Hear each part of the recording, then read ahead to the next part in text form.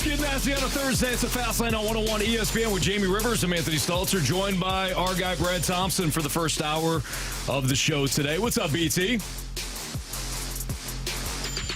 Doing great. How about yourself? Man, life is good. You know, I'm living that normal life again. Went to Eckert's today, picked some apples for a couple of hours. All that domesticated life stuff. It's been fantastic. What a day. No pumpkins? You just went apples? Didn't do the pumpkins yet. We figured it might be a little early for pumpkins. Maybe that'll be next weekend. Okay, nice. Nice little what about Saturday. You guys? Have you guys done the pumpkins already? No. I feel like it's been early. It's a little early. We haven't done like the pumpkins for like carving and things like that. Yeah. Although Ashley left the grocery store with like 11 pumpkins one day.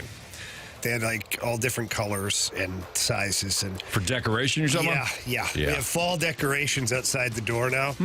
And how do you feel about that, Jamie? I looked insane because we had honestly like 11 or 12 pumpkins of all varying sizes and colors and shapes. I mean, it looks great. I can't really be negative about it. It looks fantastic. And the initiative was taken by her to go and decorate the outside of the house. So, although I felt it was a little bit excessive in the pumpkin department, it doesn't really matter because the goal was achieved, I guess. Well, there you go. Done deal. Yeah.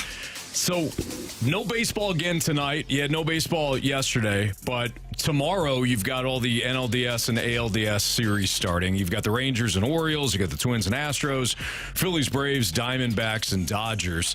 Brad, you had four wild card series. All of them were 2-game sweeps. Did we learn anything at all in those sweeps? Is there anything that really stood out? Yeah, that baseball hates drama, apparently. That pisses me off. I don't know. I wanted to see. Diamondbacks going into Milwaukee and upsetting them. You got a little drama. Yeah, I wanted to see a little bit more. Like, give me one game 3 or something. Give me one of those. But, it is funny. Well, it's not funny. Like, you get to the postseason for a reason. And when you look at all the teams that moved on, like, they have definitive things that you look at and say, that is why, like, that's what their identity is. That's why they're a very good ball club. Now, some of the teams have multiple things, but you look at the Phillies. The first couple of things that pop out to me with the Phillies moving on is your starter game 1 and your starter game 2. Wheeler and Nola flat out dealt and just shoved. And when you have that, I like your chances. They also have a lineup that is Schwarber, Turner, Harper. You got Real Muto, Castellanos. You got Bohm, Stott. I mean, they've got dudes top to bottom. I think that they are going to be a real problem. I've got them going to the World Series again. I've got the Phillies knocking off Atlanta. Yeah. Wow. But and then you look at the Twins. The Twins moved on. By the way, you know what else I learned? It's good that I'm not allowed to bet on baseball because I'd have lost terribly during this series. I thought the Blue Jays were going to run, and I thought that the Rays were going to go on a run. I figured that the Rangers were flat out broken, boys, after losing the division like on the last day, and then you lose in Seattle, have to fly all the way across the country to Tampa Bay. I figured that they were just going to be beat up, but they did a good job of bouncing back. But the Twins, they fired out Pablo Lopez and Sonny Gray. 1-2 punch is a very important thing. Both those guys threw really, really well. Now, I don't know if you look at either Pablo Lopez, and maybe you guys do, or Sonny Gray and say, okay, well, that's a definitive ace. Maybe not, but they're front-end type guys and quality type guys. So that's kind of what stands out for me with the Twins. And then they can lock down a game with Duran at the back. Have you guys seen somebody throw the stuff that he has, his splinker, the split finger sinker that's at like 98, 99, 100 miles an hour? It's ridiculous, right? The Rangers, who move on, are a powerhouse offense. That's what they are. That's what they've been all season long, and that's how they're going to continue to win games. Yes, they got good pitching from a couple of guys in Montgomery and Eovaldi, but they're going to win because their offense. They're going to lose because their bullpen sucks. That's going to end up being the thing that ends up biting them, I think, at the end of the day. The one team that I can't totally put my finger on and give you one definitive reason why they're good is actually Arizona that ended up knocking down the Brewers. And it's not that I don't think they're good. I know they're good. But it's not like their lineup is powerhouse. They do have young athletic players. Corbin Carroll is a star already, and he will continue to be one. Gallen is an ace. Merrill Kelly is probably their number 2. He's fine, like very, very serviceable type guy. Back end of the bullpen is solid. But the thing is, when you look at the teams that moved on, they have, for the most part, I've learned definitive reasons why they're good. And I think that when everything comes back to the Cardinals, right? You looked at their team this year, and the offense was the thing when everybody's healthy, that is going to be what can carry it. But definitively, it's not like some of the offenses at this point in the postseason. Every team that won outside of Arizona had kind of a decent 1-2. None of them were, really what the Brewers offered in Corbin Burns and Freddie Peralta. That's the one where you say, okay, if any... Wheeler Nola's better than that. Certainly. But they're the only ones that you would look at and say, all right, do you have, outside of Philly, a definitive 1-2 in the wild card series? And that was it. And they lost. They lost a team that nobody really saw coming. Arizona can run a little bit, but they just came up clutch. Ketel Marte had a huge hit in game 1 to extend that, or maybe it was to take the lead, and then Corbin Carroll can run. You've got young guys that they don't realize they're not supposed to be here at this point, and they're playing that well. Now we'll see what happens when they face the Dodgers, and the Dodgers, they're the anti-Texas Rangers when it came to how they finished the season. But I do think on that note, that's also interesting. You had brought up, Brad, the Rangers and the spot that they found themselves in, struggling. They're winning the division the entire first half. They get to the second half. They start to, the Astros start to chip away. Then look out. Now's the Mariners were in first place for a minute, and the Rangers just kind of had to hold on. The Phillies limped into the playoffs last year and caught fire in the playoffs. So it's not necessarily who's hot going into the playoffs. It's who's going to get hot. And the Rangers thus far look like they're a team that could catch fire, and the Phillies are certainly capable of it as well. We saw it last year. Yeah. Do you guys think that the Rangers have it, Jamie? Do you think that the Rangers have enough to hold up? That was the biggest thing for them down the stretch. Why they fell apart is that bullpen. Now, Bruce Bochy is a great manager, incredibly intelligent. Look at the size of that noggin. There's a lot up there for him. But, man, I know they made the move. You bring in Aroldis Chapman, which, is a big move. And when he is throwing strikes, he's darn near unhittable. When he's not, it's darn near unwatchable when you end up going out and seeing him. I wonder if that ends up being the Achilles heel. I guess every team's going to have one. I just wonder about that one for the Rangers. Well, I think that's certainly a big question mark. And obviously, too, Max Scherzer. Where's he at, right?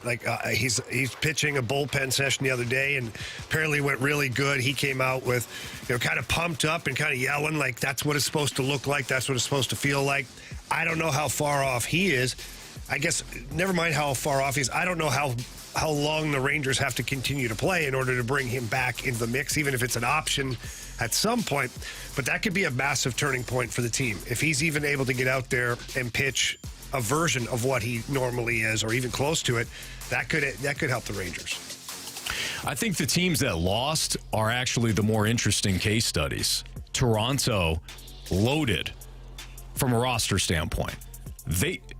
I realize there was some controversy with Jose Barrios, and the non-analytic crowd kind of had that whole decision. That was a lot, though. That was really early. That was really early to take a guy out. Yeah, okay, so they didn't score a run, but come on. Okay, but Brad, they apparently had somebody up after the first batter in the second inning, which would be an indication to me that perhaps the Blue Jays knew that maybe Barrios was maybe the arm was tugging a little bit, the shoulder was tugging. There's something to that. Why wouldn't they have said that? Now they're eliminated. Why wouldn't they have just said, hey, I don't know.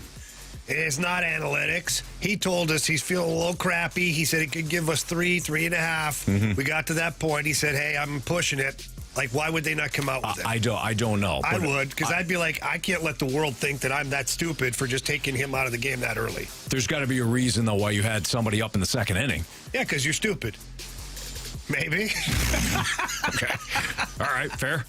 It is a bold strategy to do that with your starter at that point of the game. No, Anthony, you are right. Like, look, you end up, you have to score some runs. He must have had a little bit of something. But if in fact he didn't, and they were just say, hey, we're going to color by numbers here because this works out so well in the postseason, that is a bit of a crime. But back to your point, Anthony, of the interesting case study. When you look at which team to you stands out the most, I guess, when you're looking at the teams that lost as, okay, this is why, and here's the reasoning. But Toronto doesn't make sense from like a roster standpoint, but then when you look at their numbers in the regular season, they did that during the regular season too.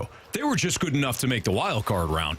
But some of those guys, they weren't putting up eye-popping numbers. The Rays had better numbers offensively than the Blue Jays did. So I guess that one kind of makes sense. Like, their regular season just followed them into the wild card round. They ran up against a Minnesota team that could pitch. Okay. The Brewers are the team that don't necessarily make a lot of sense. And since they're in the NL Central, why don't we talk about them next? Let's talk about the Brewers. We'll compare them to the Cardinals and maybe some learning, something that the Cardinals can learn from, once again, a Brewers demise. Brad Thompson, Jamie Rivers, Anthony Stalter, the Fast Lane. We'll talk about that next here on 101.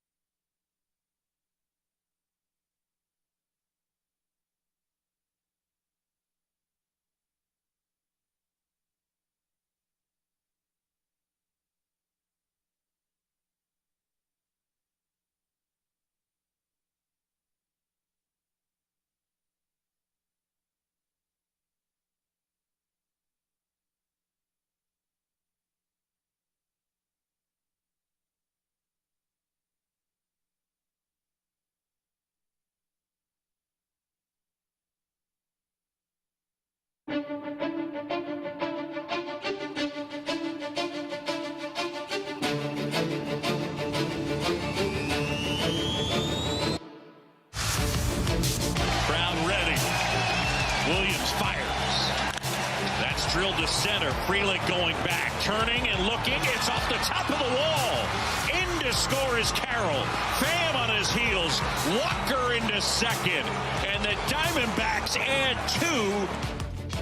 So it's Boog Sciambi, Diamondbacks, Brewers, and as we were just talking about, what can we learn from the wild card round? And I had made the comment to Jamie and BT with us for the first hour, that the teams that lost are kind of more interesting case studies. Maybe not the Marlins as much, because the Marlins, look, you are a team that wasn't expected to be in the wild card round. You hired Skip Schumacher, so in his first year, he brings you to the playoffs. That's something to build upon.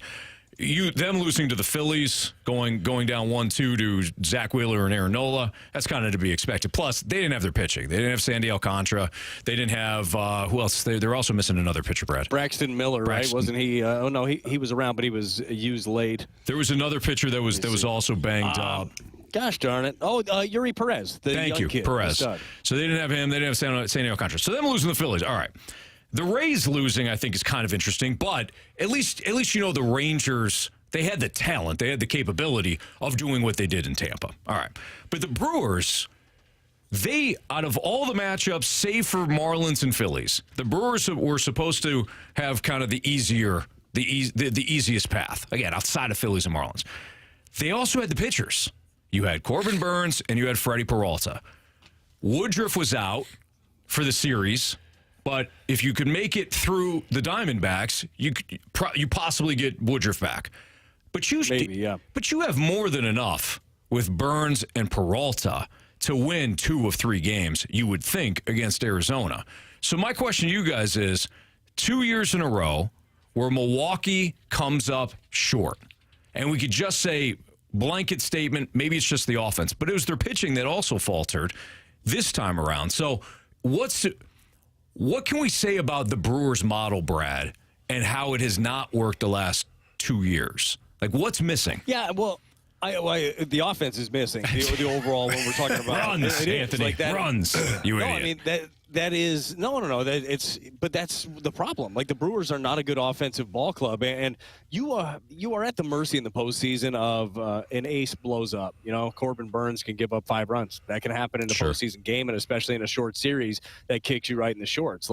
But that's not a problem for them right now. Their pitching is very good. The back end of their bullpen is fantastic with Devin Williams, the hometown kid, being the anchor. Mm-hmm. Like, there are no issues from a pitching standpoint. So to say that the model in the postseason is the reason that they lost, not necessarily, but offensively, guys, they don't have it. You look at power, they don't have it. They're in a hitter's ballpark, and they're 24th in the big leagues in homers. They're 29th in extra base hits. They run a little bit, but it's not enough to make them dangerous necessarily. I think they were 11th in the league in stolen bases, and that ends up being the big difference. And the problem is, they're not going to go spend to get that bat. They've got a lot of money tied up in Christian Yelich, and they have big decisions to make on the pitching front because both Woodruff and Corbin Burnes are free agents after next year. They can't keep them both. Financially, they're not going to be able to do that. So do they flip Burnes? It's my understanding from talking to people in the organization the last couple of years that if they're going to keep one of the guy that they would keep is Brandon Woodruff, and they would end up selling off on Corbin Burnes, and you could sell really high. The question, I guess, right now is, do they go ahead and do that this offseason before you get into it next year? You know your best run at the title is with him, but if you are not going to be able to go spend on him, if you can't spend big on the offense because you're hamstrung small market, you also have some questions atop. David Stearns ended up leaving. Stearns is gone with the Mets now. Craig Counsell, his future's up in the air. He follows. Well, he could. do you go ahead and ship off Corbin Burns and try to find some offense, or do you just hope that Jackson Chourio is going to be ready in a year that he carries you? I think you trade him within the division to the Cardinals. That'd be nice. I love it. That would be nice. I actually would trade him in the offseason. And the reason why I would trade in the offseason, well, there's a couple. One, you figure to get more of a return because the team will have a full year with Burns. And you could also sell it to them, hey, if something doesn't happen, if everything goes sideways and you're not a playoff team, you could trade Burns at the deadline too. That's up to you. But you at least have a full year with Burns as opposed to trading him at the deadline, and now it's a rental. And theoretically, you're not getting as much for Burns at the deadline as you are in the offseason. The other reason I would do it is the Josh Hader situation. You traded Josh Hader in the middle of the year last year at the deadline, and your team collapsed. Not necessarily only because Hader of that. was such a quality guy. Okay. Regardless. Hey, you stop talking about a future Cardinal like that right now. Ollie Shut your Marmol face would hole. throw him in a headlock if he pulled that crap. He's a competitor. Ollie Marmol will take him right now.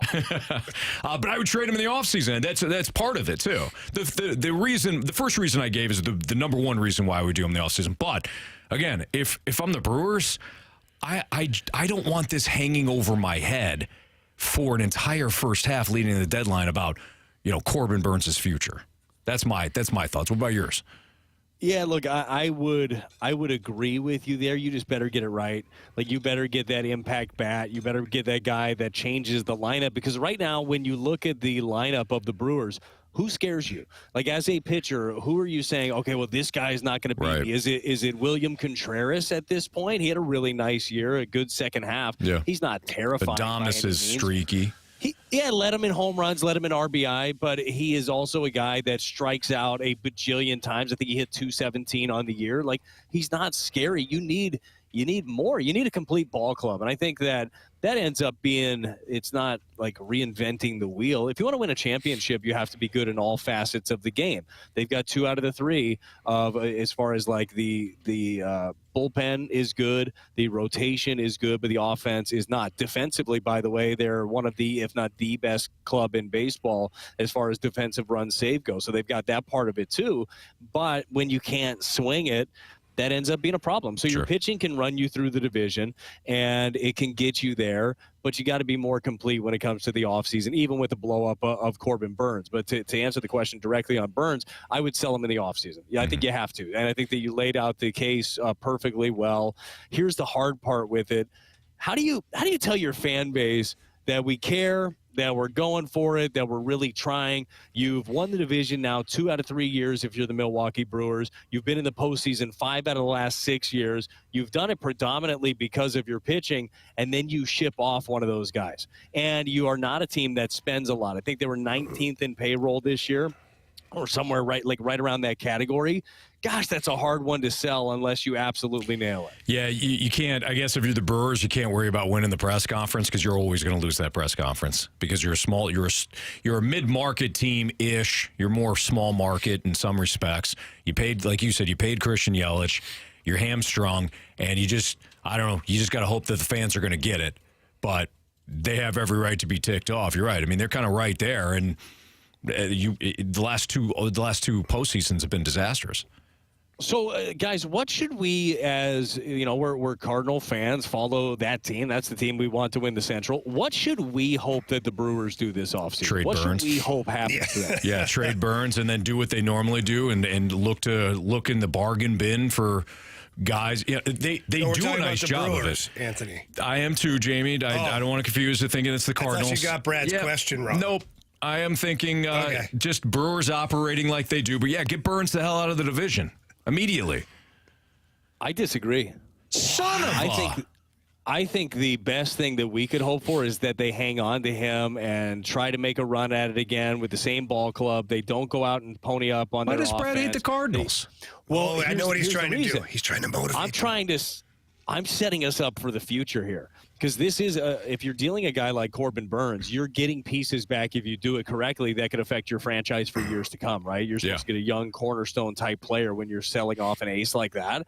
I hope they don't do it. I hope that they stick to their guns, stick with that guy, and make a run at it. Ultimately fall short because Cardinals going to bounce back and do so in a big way, boys. Just watch. But I think that's the best thing for the Birds is that they actually keep that guy around and don't bolster their team for fear of exactly what you said, Anthony, of the fear of losing in the press conference, because it's a tough one to sell after you're a postseason team and then you sell off one of your best pieces. What are the odds of that? I'd say they're high. That the Brewers keep him. Yeah. Even after what they did to just Hader. give them the bump of arbitration. Yeah, I still think that it is, because I think it's such a tough decision to make. And it's Mark Antanasio is their guy now. He took over for Stearns. Like, boy, that's a tough one where you go in and say, hey, you guys like me, right? Fans like me? We're good? Well, Burns is gone. And we got some pieces back. You like that? And we hope they're going to be really good. Yeah, I don't know, but I think that would be a benefit for the Cardinals in the future if they tried to hang on to him. Even if they shipped him off at the deadline, Anthony, as you laid out, you're not going to get the same thing that you would for a full year. Right. That's Brad Thompson, Jamie Rivers, Anthony Stalter. Let's talk about the Cardinals. Can this Cardinals offense compete in October? You know, theoretically, if they fix the pitching. That's next on 101 ESPN.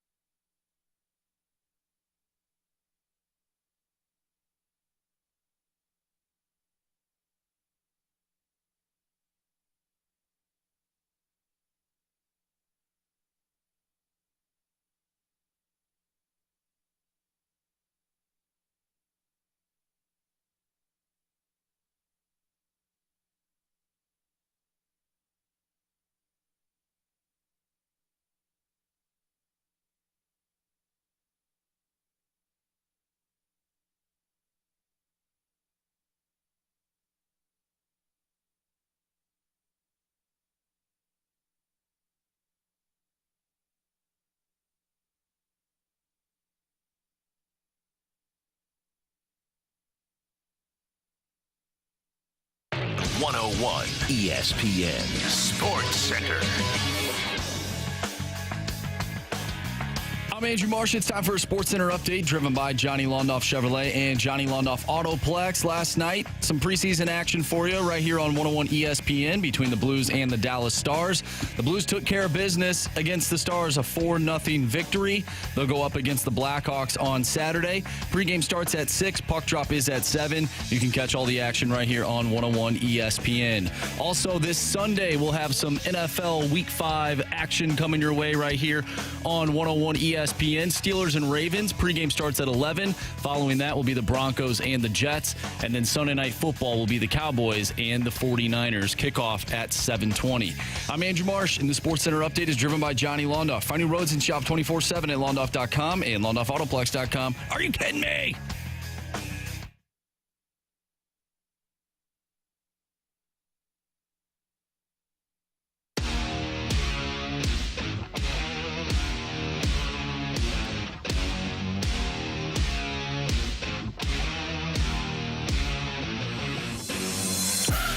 It's the Fast Lane on 101 ESPN. Brad Thompson with us for the next 2 segments. Jamie Rivers, Anthony Stalter. Can the Cardinals offense compete in October? I don't think there's any question that on paper, and unfortunately we have to go on paper because, the Cardinals didn't make the playoffs this year, but on paper, I think this offense would be built for October. Now, would all of them, or at least some of your hitters, be clutch in the month of October? We don't know. But nice. When it comes to just what they have on paper in this offense, the ability to hit home runs, the ability to drive balls in the gap, the ability to get on base, I think they have all of that. Right, Brad? Look, I'm picturing it right now in October. I'm picturing Irving Lopez, Yuniel Karakudo, Jose Fermin, Michael Ciani, Luke Baker. Like, boom, boom, boom, boom. Yeah, it was Brad. Oh, my God. I wasn't thinking that lineup. The other team might not even show up, when you think about it. Who the hell are these guys? You know, forget it. Yeah. I can't game plan can't for match. something like, you mean the team that was supposed to be there? Yeah, that's that team. Mm-hmm. Yeah, no, it's Karakudo. He's my favorite. I mean, it's fun to say. I'll tell you that. If you can say it. Yes. We struggle with that one. Yeah. Yuniel Karakudo. I start calling him Carricker. The Carricker guy. Let's put him in the lineup. You know what? If you're probably not the only one to mess that up, and I bet somebody else messed it up who was actually in uniform. So you're fine, Jamie. No big deal. That's not exactly how they were hoping to end the season. No, look, that is right now. That is what this ball club is. They're an offensively driven club. They do have guys, to your point, that can set the table. I like the idea, whether it's Newt or Brendan Donovan off the top, sign me up. Both guys take good at-bats. They get on base at a high clip. We know what Paul Goldschmidt is. You love, and he would love even more so, a front-to-back, more consistent year for Nolan Arenado. He had that abysmal first month, and he had some struggles, but at the end of the day, overall number is still pretty good for him. What did he end up hitting? 26 home runs, drove in 93. No big respectable. deal. He's a 3,100 guy all the time. He's mad about not hitting that milestone, but I'll take my chances with Nolan Arenado. Gorman popped 27 for you. So I think that you have a good blend of big-time power. We know who the power guys are.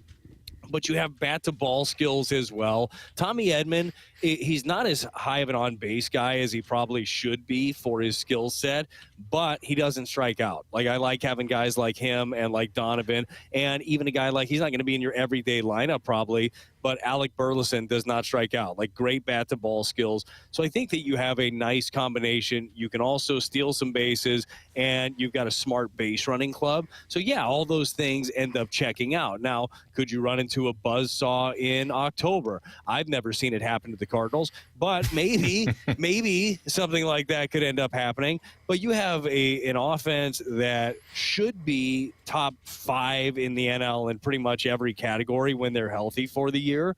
And you have a pitching staff that can't quite match up to that yet.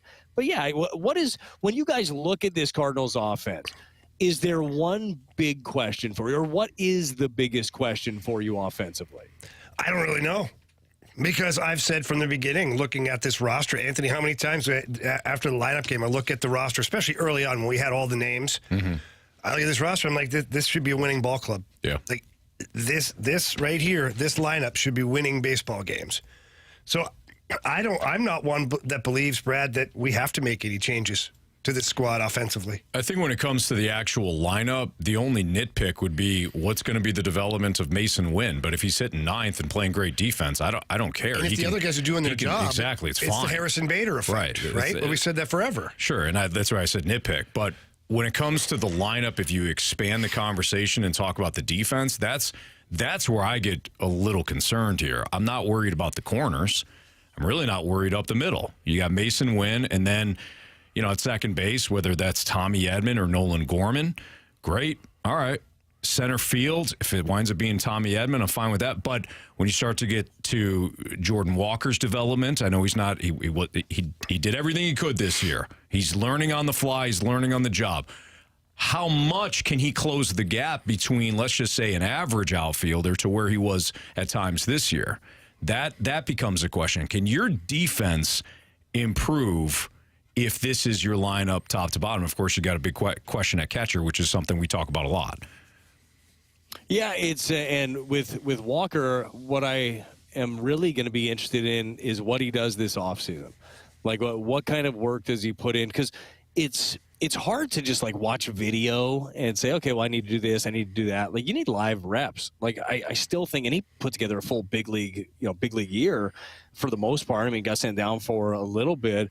I don't think winter ball would be a horrible idea. Like playing for a month and getting like real reps out there. You also want him to build up some rest. He's 21 years old, so you think that he'd be good to go. But defensively, he got better. The numbers bear it out. He was for the bulk of the season, he doesn't rate out very well. But there was a time that he was the worst defensive outfielder in baseball, and that did get better. The jump started getting better. The instinct started getting better. We've joked about this, but he went from the guy in the Adam Sandler, please God, don't hit it to me. No matter. It's a big lift. Oh my gosh. He went from that guy to a guy that was more confident in his skill set. Mm-hmm. Now, was he saying, yeah, hit it to me? Probably not. Like, he probably wasn't out there begging the ball to come his way. He also has a rifle for an arm out there. So I think that part of it is going to be fine. Are you guys okay with, because we were just talking about the alignment, and if everything sets up the way that it looks like right now, Tommy Edman is going to be in center field for me if I'm building stuff, and Gorman is, you'll bounce around your DH a little bit. As we talked about the catcher position, will Contreras get more DH reps? Who knows? Who knows what that shakes out like? But if Contreras is catching for this exercise and Gorman is playing second base, are you okay with Brendan Donovan being the kind of player that he is? Because I think that he's an impact guy wherever you put him on the field, and I think that he needs to be in the lineup pretty much day in and day out somehow, some way. Yeah, agreed. Are you okay with him being that guy that bounces all over the field, playing some outfield, playing some third, playing some first? Are you okay with that? I'm okay if you have one of those guys doing that. If you have multiple guys, because you're almost trying to, plug holes in the ship. That, I think, is when things get a little rocky. It's like the Ben Zobrist effect, right? You need one Ben Zobrist. I don't think you need 14 of them. And when guys show up, I would rather see a more stagnant lineup next year, where guys know I'm going to be in the lineup regardless of who's on the bump. And I would like to see Nolan Gorman get the majority of the games next year, as opposed to being a platoon player. Now, I don't know if the Cardinals feel that way too, and he's got to be healthy. But to your question, no, I have no problem with Donovan bouncing around. Yeah, and I think that there's going to be some reps, Jamie, at second base for Donovan too, because Gorman might be a guy with the back issues early on. You're going to have to build some time in for. Even though he's young, he's 23 years old, you might end up having to just build in some off days, so he'll get some more reps there. But I don't mind the idea of him bouncing around. Hopefully for him, he's okay with that. He is coming off of the injury with the arm. I'm guessing that, throwing from a bunch of different angles, different positions, being in the outfield when you're not used to that, then having to let one rip probably doesn't feel the best. Hopefully he's good with that. But, man, to me, Donovan is one of the more impact players that you end up having. But I like the way that you put it, Anthony. And, Jamie, I'm sure that I'm guessing you would agree with it. You don't want to have a bunch of platoon players. You are not the Giants from a couple of years ago that everything worked for them and they won 107 games and that was really cool. And then turns out it's not going to work every single year. You can't be that club. Well, that's kind of been my biggest, not pet peeve, just concern, I guess, with the Cardinals throughout this season was they tried to be the platoon team, but they weren't. So they were stuck in between because, like, the Giants will send you a completely different lineup in Game 2 than what they had in Game 1. Like, top to bottom, completely different lineup. The Cardinals don't do that because you do have some guys in your outfield or in your infield, just some positional players that don't move. Like Goldie and Arenado are fixtures there. And, there are other guys that were fixtures. So then when you start to do the platoon game and you start to rotate guys around, you end up playing guys in positions they're just not familiar with just because you're trying to get them from an offensive standpoint in the game. Well, we saw this year that the defense took a little bit of a dip for the Cardinals, and I think it's attributed specifically to the fact that you had too many guys playing too many positions, and they weren't all great at those positions. Yeah, look, I don't disagree with the back end of that, but the front part is I don't think that they intended to do that and putting guys all over the place out of their position. They were littered with different injuries where you had to plug and play different guys, and that's kind of what ended up biting them a little bit. So it wasn't like the plan was to be, hey, let's be platoon heavy team, let's do this, let's but move it felt that way, BT. But, it felt that way. But look at the IL. Well, things feel differently at different times. I do understand that part. Things change, but you're not wrong. They do. No, they were trying to plug holes to Anthony, talking about the boat with holes in it, or the old finger in the dike, if you will. Look, it's that dam is still going to crack at some point. Yeah. That one finger or even two or three. Look, that's not going to end up fixing it. No. You need to be healthy as a team. I have never understood it more than right now. Yeah. That's Jamie Rivers. Yeah. That's Brad Thompson. I'm Anthony Stalter. It's the Fast Lane on 101 at ESPN. Never know what you're going to hear on this show. It's very educational. Will the off-season approach change for the Cardinals? It better. That's next on 101 ESPN.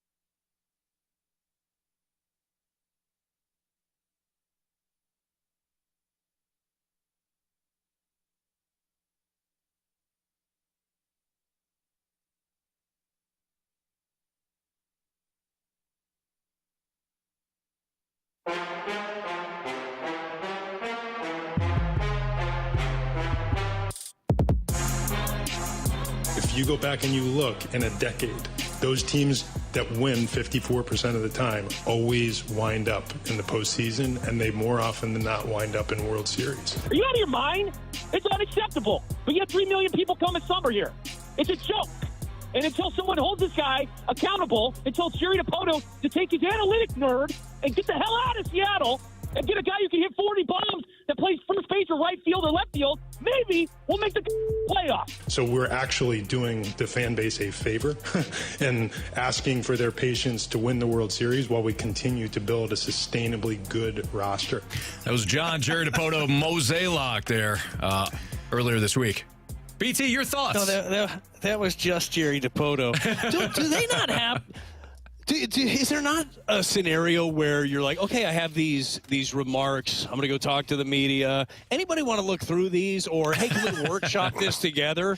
I'm doing you a favor, actually. Yeah, by you doing should be it. thanking me. 54% of the time, 90% of the time it works. What are we doing right here, Jerry DiPoto? That's not the best thing. Look, we all know that the Cardinals have not been a ball club. And again, that was Jerry DiPoto. That was not John Mozeliak. The Cardinals have not been a ball club that go out there and tend to spend frivolously in the offseason. You've never seen or heard Bill DeWitt say anything like John Middleton did a couple of years ago that said, and I'm paraphrasing with the Phillies, saying, we're going to go out and spend stupid money. Like that. You don't hear those things. And the Cardinals have really leaned on their farm system. They've tried to be smart in free agency and try to put together a team that is good enough to win the division and hopefully make a run. But I don't know. They haven't come out and said, well, 54% of the time we're doing you a favor. That is the dumbest damn thing I have ever heard from an executive. How do you tell a fan base that you're doing them a favor? Like, hey, you guys are too stupid to figure this out on your own, so let me just break it down for you. My nerd said that we're doing you a solid here, so you might want to re-up those tickets right away. I mean, how do you do that? Well, first of all, when I heard that clip and saw the video that goes with that clip, I thought at one point someone's going to reach over and pull off the mask like Scooby-Doo style. And it was John Mozeliak running the meeting for the Seattle Mariners. Turns out it wasn't. But no, BT, you're right. We can complain about Mo and the Cardinals and whether you think they spend enough money or not, or they do this or they do that. And they don't give you a lot of information. And that was one of my pet peeves this season, was not so much the monetary disclosure. Like, I understand the business side. I don't need to hear about your financials. I don't need to hear what you're going to go spend. And in fact, John Mozeliak, don't tell me you're going to increase payroll. I don't care. That way I can't be disappointed. Because no matter what Mo did at that point, if he didn't increase payroll by $100 million, it wasn't enough. Yeah. And so you set yourself up for kind of this failure. And the business side of it, these guys are right, though. So it's hard for me. I get torn because the athlete in me wants everybody to be paid. The fan in me says spend until you win. But then the business guy in me says spend wisely. You're allowed to make money and you're allowed to put a good product on the field, even if that product isn't World Series bound every single season. Yeah. So it's an emotional push and pull for me. But, you know, if you have a consistent team time after time after time after time, like at some point you do strike oil. Yeah. I know it's a horrible way for, like, super fans cannot stand that I just said that. But that's kind of like, would you rather be all in, a la, you know, the San Diego Padres, and completely whiff, and then 2 or 3 years down the road, you're broken down the entire team, and the team is going to completely whiff again for 5 or 6 years because you went all in and didn't get it? So now that's a 7-8 year process rather than, you know, the Cardinals, yeah, they tripped up this year. But for the most part, at least you've been watching important baseball games for the last decade. That's what DiPoto was saying with the Padres, I know. essentially. Yeah. To me, this is just more evidence that there's no exact model on how to do it. I think we simplify it. I think we sometimes say, we'll just spend the money. Well, this past year, the Mets spent the money. They won as many playoff games and had as many playoff appearances as the Cardinals. The Padres spent the money. They had just as many playoff appearances as the Cardinals. What other team spent a bunch of money? Who else am I missing? Oh, the Mets. The Mets. Yankees. Well, I said the Mets. The Yankees spent a lot of money. Now, they had injuries almost from the jump, but a lot of teams get banged up. But yeah, Brad, you're right. They had as much playoff appearances. I mean, there's no easy way to do this. You also have to think about everything, even when you spend, even when you have the most star-studded roster like the San Diego Padres did. You also have to be concerned, if you're the president of baseball operations, how those pieces fit together. Because the Padres' biggest thing, I mean, if you look at some of the Padres' numbers, we did this before, the pitching wasn't that bad. You may say, oh, the pitching stunk. It didn't. The pieces, though, seemingly didn't work together, and the clubhouse had some issues. So even when you do what you think is the best thing to do on paper, you still have to worry now about whether or not these guys are going to get along and play for each other. So there isn't just one thing that you have to be concerned about. There's not just one magic eraser. Spend and you win. No, it doesn't. You have to make sure the players are wanting to win. Yeah. And I know that sounds crazy. No, I think you're right. And it's not that players don't go out there to win, but some of these guys, if you pick the wrong guys, their ego, they'd rather feed their own stats and their own bank accounts than worry overall about the win. Some guys that are on teams that are not making the playoffs are booking their holidays 2 weeks left in the season. They don't care. Yeah. Other guys can't sleep at night. So you have to make sure you pick the right guys. If you're going to give somebody a lot of money, give it to the right guy. Mm-hmm. Talent. Yeah, go ahead, Brad. Talent. What is this team missing? To answer your question though, of the are the Cardinals going to approach this offseason differently? One, yes, because they're going to have to spend. They're in a position right now that if they believe in the nucleus, which I know that they do, they're going to have to spend. But the other thing that I think that they're probably going to have to do, or at least they're going to attempt to do, I would, is be aggressive early. Like you got to go out there and just be guns a-blazing early on. Now, the part of it that is hard is we've seen our biggest free agents wait the longest. Like the big guys that are setting the market, like Nola is probably going to want to wait until Snell signs. Well, if Snell drags his feet, Nola's your guy, then Sonny Gray's behind him. Like if you let's use Sonny Gray for an example. Maybe Sonny Gray he's probably the third best free agent out there on the market, right? Or at least our traditional market, not talking about a couple of guys from Japan that we were talking about the other day.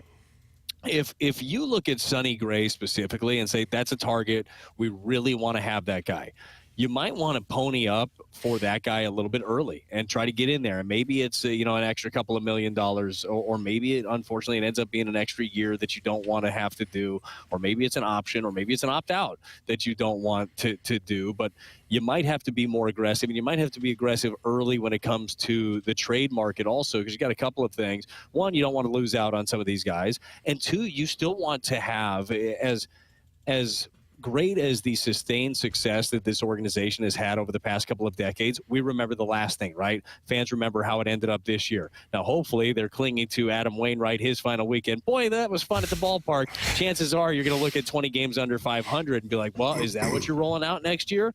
They want to sell season tickets. They want people in the seats, which they already are in a bad season. And I commend all the Cardinal fans who you watched this year. You showed up. It was incredible. But they want to have more of that. Well, how do you do it? You go out there, you're aggressive early, and you give the fans a glimpse of early as you can. Again, the market's going to do what the market's going to do, but if you can do it, you give them a glimpse of what that team's going to look like as early as you can.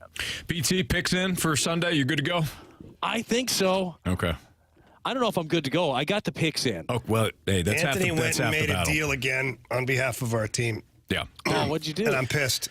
They were complaining about the changing of the picks on Monday night, and they were crying about it. And I had the attitude of, we'll beat you with anything. We'll beat you at home, on the road, in the parking lot. Fine. And Jamie was upset with me because I gave in to.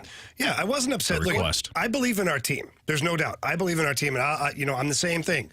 At home, on the road, in the parking lot, in the trenches. I'll meet you there. Let's go. Let's party. However, what I didn't like is that they whined loud enough to where they wanted a rules change that doesn't even have to be applied, and you let them have that. I don't want them to have control of anything. They should just control picking the teams better. but they can't. I know, but so I'm not worried about that's it. That's their fault, not ours. I'm not worried about it because I still believe that we're going to the first 4 weeks would have giving in, Anthony. I don't care what you believe. It's giving in. That's fine. I wasn't happy about that. Hey, Jamie, I respect your opinion. Yeah, I know. No, you don't. I do. I respect your opinion. Or you would have asked me before you made the deal. I knew how you felt, but somebody had to make a decision, and I made a decision. All right? It was a bad decision. So I would have just said, Anthony, if I were in your shoes, which I'm not. It's your show. You've told us that for years. We know it. Like, we know our place. New name coming. But, yeah, for sure, soon. He's been lobbying for that for quite some time, too. He's like, hey, the fast lane's a lot of characters. How about just Stalter? Not even like the Anthony Stalter show, no. just Stalter. He is the most consistent presence. Thank you, Jamie. I will give you that for sure. As you're running over with me, I appreciate the one little, hey, nice job there. You do a great job. You do get the show up award. But I would have led with don't get bitter, get better. That would have been my thing and just walked out of their studio. Yeah. But you wanted some more FaceTime on the Riz show, which I understand too. It's a juggernaut. Get you out there a little bit, which is good. They got a great gig going. So think about it this way: when we take them behind the woodshed. Yeah, what are we gonna do to them, Anthony? Tell them. Oh, all kinds of. We're gonna get nasty. Unspeakable things. Unspeakable, dirty things behind that woodshed. When we do that, after they had cried early in the season about this, it'll feel that much better. Does it? Behind the woodshed.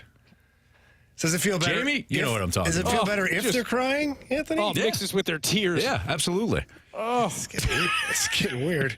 And we're talking about victory here. Is the only thing that we're talking about. Darn right we are. Obviously, that's the whole behind the woodshed. That's where we win. Absolutely. And we just show them the do our best scores work at the end of it. No that doubt. Is correct. Yeah. BT, you have yourself a great weekend. I'm glad you picked some apples. Good work, kid. Hey, thank you very much. Now we're going to figure out what to do with $60 worth of apples. Yeah, that's tough. Make some pies. Yeah, Homemade apple pie, BT. Oh, my God. What am I going to do with that? Sounds good, boys. Have a good weekend. Later. Speaking of the NFL, did the Bears find the right formula for success last night with Justin Fields? We'll talk about it here on 101 ESPN.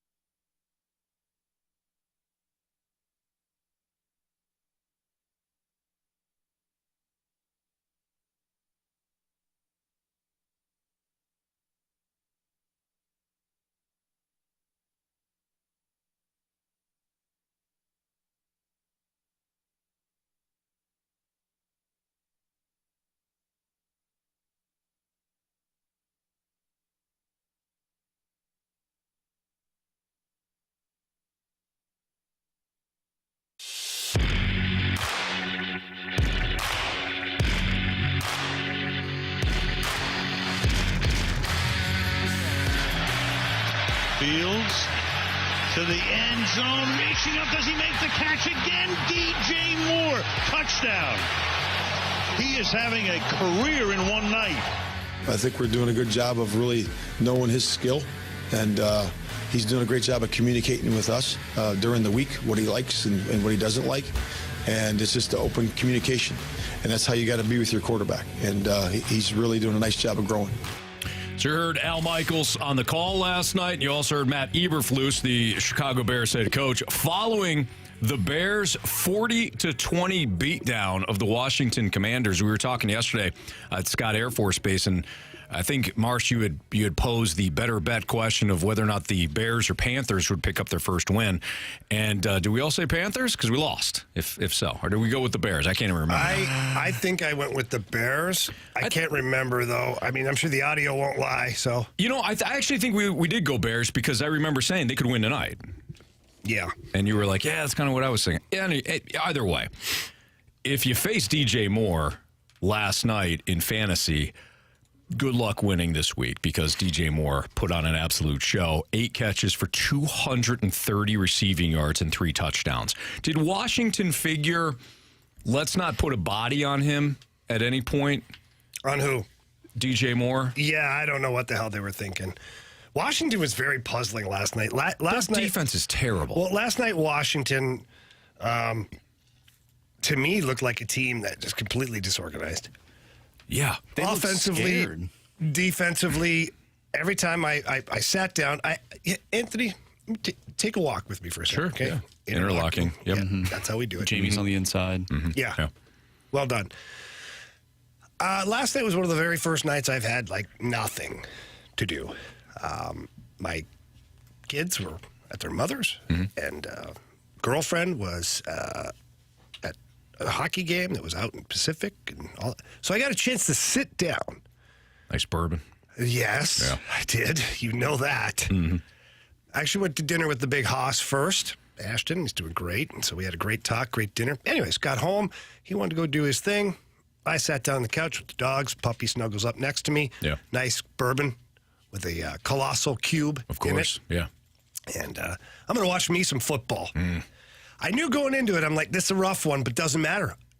Nobody to bother me. I get to watch football. Absolutely. I get to watch every snap without interruption. American dream. Boy, was I upset. I was upset. Every time Washington, because obviously we had Washington in the Pick'em Challenge. Fortunately, everybody on Riz's show did too. And the Bears tried. They really tried to let the Commanders win that game early on. Yeah. Missed passes, touchdown pass right through the guy's hands. Yeah. The defense asleep at the wheel. Justin Fields with like 27 seconds of pocket time with no interruption. I couldn't believe what I was seeing. Then they showed Ron Rivera on the sidelines looking around almost like, no clue. What are we doing? Like, honestly, he had his hands up and he was like looking around like, how do you not know what the hell's going on with your team? This is the same guy, Jamie, to your point, that said, boy, I wish I knew how good Sam Howell was a year ago. Yeah. You're the head coach. What do you mean you wish you knew? Are you not at practice? He's got to go. Are you not looking around? He's got to go. Commanders have a great owner now. They've got things headed in the right direction. They got to get a good coach. Like Ron Rivera, I'm over with him. Yeah. I'm done. He won't make it. And maybe you just do it in the middle of the season and you see what Eric Bieniemy's got because he's the OC. But can it get worse? Can it look any more disorganized? No, it's pretty bad. That's as bad as you get. You allowed the Chicago Bears, who had lost, 14 games in a row? 14, I believe. Yeah, it was almost 365 days. 14 straight games the Bears had lost. You allowed 40 points to the Bears, who are the road team on a short week. That's an advantage. Thursday night football games are supposed to be somewhat of an advantage for home teams. You allowed them to hang 40 on you. Justin Fields and the Bears. Now, credit the Bears. Fields, 15 of 29, 282, and 4 touchdowns. They found a formula for Fields in the first half and part of the third quarter. The formula, unfortunately, went away in the fourth quarter and some of the third when the Bears only had a fullback left to play running back. Like, that was disastrous. Khalil Herbert gets hurt. Roshan Johnson got hurt. Travis Homer was already out. So they had to go with Blassingame, who's a fullback, as their running back. Not great. But when they were running the ball effectively, Jamie, That was opening up plays for Justin Fields one-on-one.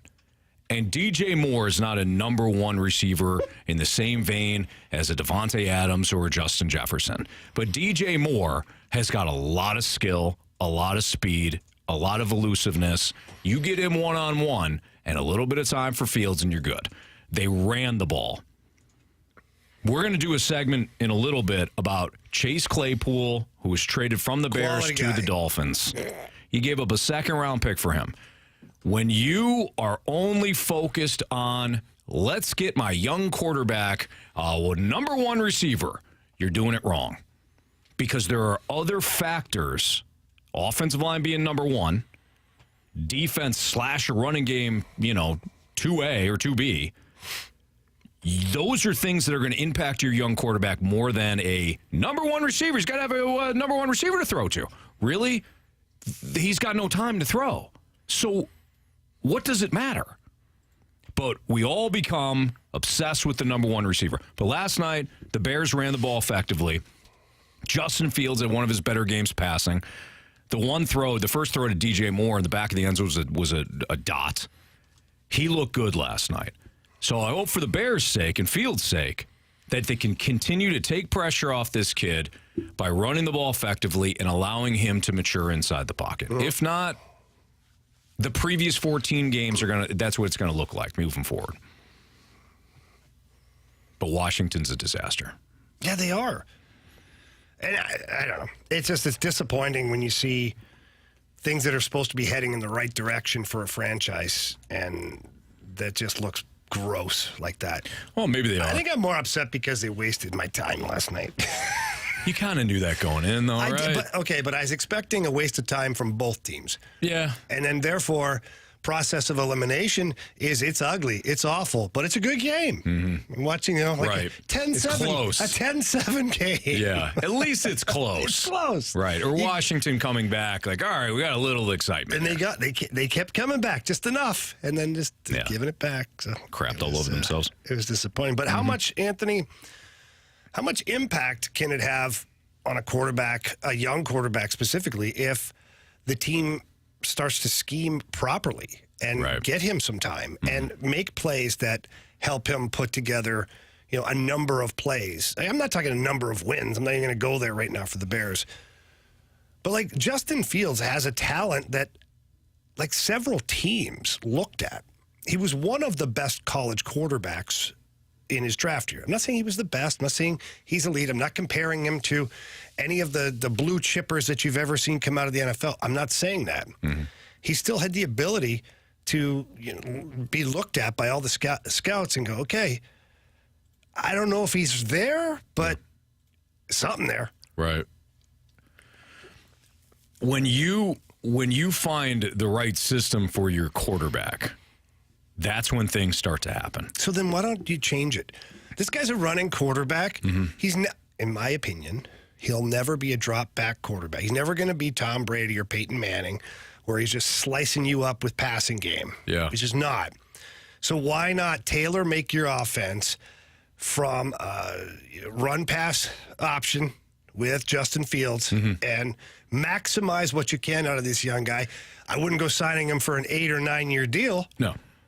Or if you did, make sure the guarantee's a little low because you're probably only have him for 4 or 5. Right. But why not maximize that? I'm trying to think of the hockey equivalent here, Jamie. When it comes to, how there's certain certain rules when it comes to hockey where you say, well, why don't you just do this? Why don't you just score more? Why don't you just trade that guy? Well, he has a no-trade clause. Right. There's certain things. I was going to keep it on the ice, but you're absolutely right. There are certain things in, let's say, like a power play, for example, that must be done in order to set it up to have that scoring opportunity, or 5-on-5. There's certain things like a strong forecheck. You have to possess the puck first, right? You want to create these scoring chances, hem your opponent into their own zone. Strong forecheck. They can't get the puck off of your state. They're getting tired. You have guys in front of the net like you're talking about, and then you create those scoring opportunities. It's similar in football. If Justin Fields, or any quarterback for that matter, cannot be accurate with his throws, it does not matter what system he is in. And teams will just load the box if they know that you're going to run, even as a quarterback. They'll load it up and say, why don't you go ahead and play quarterback? Because that's what happened to Justin Fields when your guy in Tampa, Todd Bowles forced Fields to play quarterback in week 2. And it was a disaster. So teams start to do that. Now, last night, Washington decided we're not going to play any defense, so they ran the ball well, and it opened up things. But there's certain things that you have to do first, and Fields wasn't doing those things, and the Bears weren't doing those things to just say, let's turn him into Jalen Hurts. Because that was the thing. Jalen Hurts did. Jalen Hurts is accurate. Jalen Hurts, they can run the ball. Yeah, I think people, even myself, look at the skill sets and compare them, because I did it yesterday. Yeah, I get that. But there's a lot of things that Fields has come up short on. Last night, he did flash of talent, though. We'll Tell see you if it's what, Justin Fields, though, the tush push, that might be his number 1 play. There you go. Honestly, they were unstoppable with that thing last night. He's a big, strong dude like Jalen Hurts. You can't stop that. That play is virtually unstoppable. Yeah, but if you don't like it, don't get yourself in that position. Very true. All right, Chris Kerber's going to join us. Speaking of hockey, Chris Kerber's going to join us next. Talk a little Blues hockey here on 101 ESPN.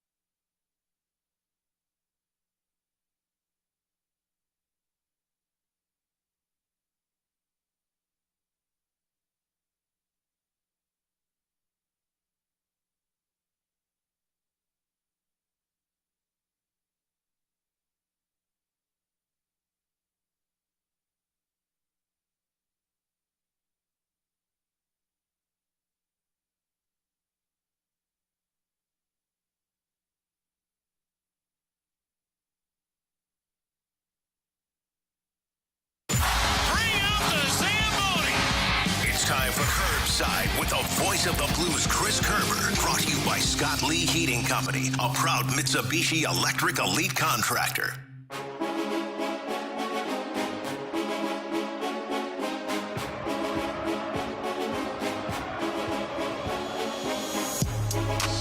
With Jamie Rivers, I'm Anthony Stalter. It's Fastline on 101 ESPN. Let's head to our 101 ESPN Celebrity Line. We're joined by the voice of the Blues, Chris Kerber, right now, following the Blues' 4-0 victory over the Stars last night. Of course, Kerb's on the call. What's up, Kerbs? Anthony, doing well. How are you guys today? We're doing real well. That looked pretty last night. So you had Jordan Binnington with the 24 saves. You've got Robert Thomas with a couple of goals. What was your big takeaway? Well, I think my big takeaway, honestly, was the fact that they had they had the full lineup, a lineup that they would go with on opening night if they had to. So that was the first time, maybe the only time we get to see that before opening night. So I like the fact that they got the game together. The two other things that kind of jumped at me is I really like Jordan Binnington's game a lot. Look, he made some really good saves through a lot of traffic on some of those saves last night. So I think that part is really good. And then the power play finally had a chance at the end, and man, you could just see a difference with Torrey Krug out there on that power play. Yeah, Kerbs, let's isolate the power play just for a second. Look, last year was troublesome for me to watch the Blues power play operate the way it did because, quite honestly, we'd grown accustomed to that power play being pretty effective. It just wasn't working last year.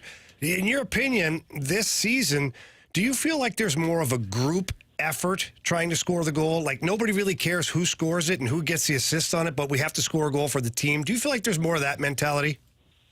Well, you know what I do think? I haven't been, I think, had enough conversations to know if that's the mentality, Jamie. You've probably had a few maybe deeper conversations that I have on that front. What I've seen is the willingness to battle for space in front of the net. That's been the big difference for me is the space in front of the net and basically almost, I mean, honestly, I think maybe only one goal this entire camp has gone in from above the circles, right?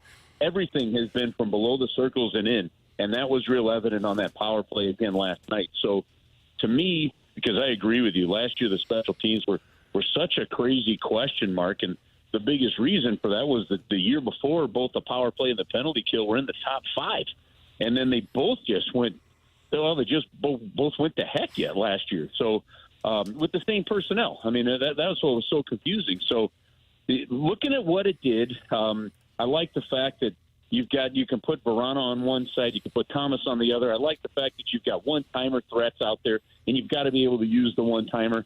But the traffic in front of the goaltender is so key, and that to me is one of the biggest, most obvious things I've seen throughout all of camp, no matter who's been in the lineup. Kerbs, there's so many people that nationally, let's say, that maybe don't believe in Jordan Binnington. And they reference the numbers, and they do that. Drives me crazy. I have one tirade a week on people that put down Jordan Binnington. I think you're in the same camp as me to the point where Jordan Binnington didn't have the greatest season last year, but was also a victim of circumstances. But so far this season, watching Jordan Binnington in training camp and now in preseason, I mean, this guy looks pretty friggin' dialed in. Jamie, his record last year was 27-27. He almost had another 30-win season. And believe it or not, go back and look at the history of 30-win seasons for Blues goaltenders. There's not many of them that have had back-to-back ones, much less 2 or 3 of them. And I look at a 500 record for Jordan Binnington and go, man, you know what? This is actually, I think he actually had a pretty good year. And I know that the antics, kind of took over the narrative for a while there. The team's play in front of him was so bad. When you're a team that gives up the 5th most rebound goals, you know what that means? That also means that your goalies have made at least the first save on all those, right? So the play in front of him was so bad. I'm a Binnington honk still. He's competitive. He competes. He's the best goaltender the Blues have had since I've been calling Blues games. And I still say this. I put this out the other day, and, of course, naturally, to your point, people arguing with me on it. But aside from Vasilevsky, there's not a goaltender that I'm taking, above Jordan Binnington if I need to win a Game 7. I know what he's going to bring in that postseason and that playoff scenario. And I think the Blues are going to be fine. The saves he made, he was dialed in. He was relaxed. He was efficient. A couple of stretch saves, couple reactionary saves. I think he's come into camp and with a great mindset, and that's one of the reasons I'm really excited about this team right now. Because if they fix that defensive zone structure a little bit, and it looks like they have, and it looks like they're working on that, I don't think you're going to have any problem in net. And when you can go into a season not worried about your goaltending, you're okay. Chris Kerber joining us right now on the Fast Lane on 101 ESPN. Kerbs, maybe you indicated this already with the power play, your comments on the power play, but what do you think will be the biggest difference from this year's Blues team compared to last year's?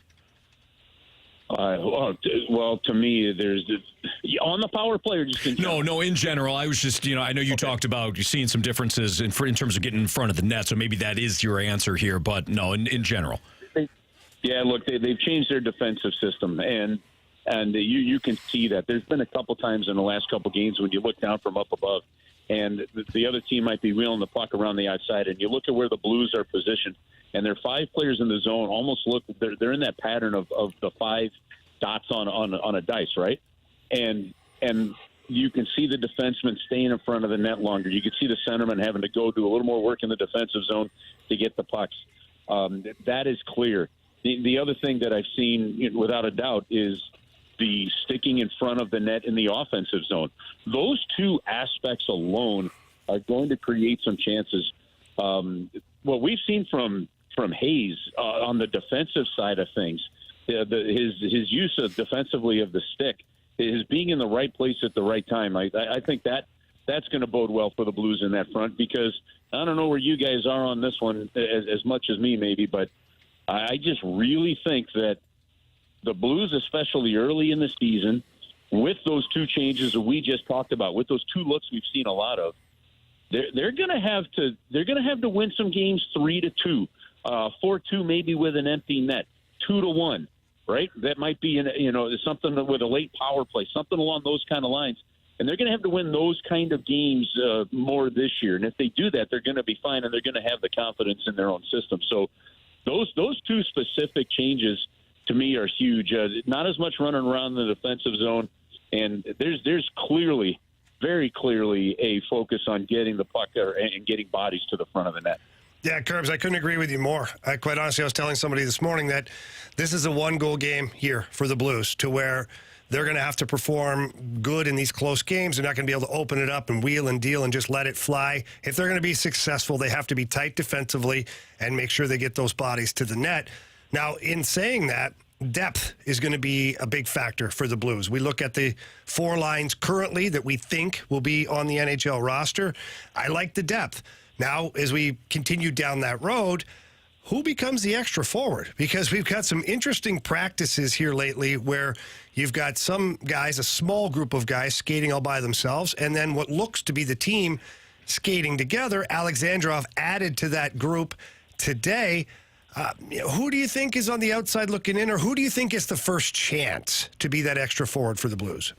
Well, I think we saw that last night. I think when Toropchenko couldn't play in that game because of being injured in the morning skate, when Alexandrov was the player that was put on that left wing for that game last night in Dallas, I think that's the poker tell, right?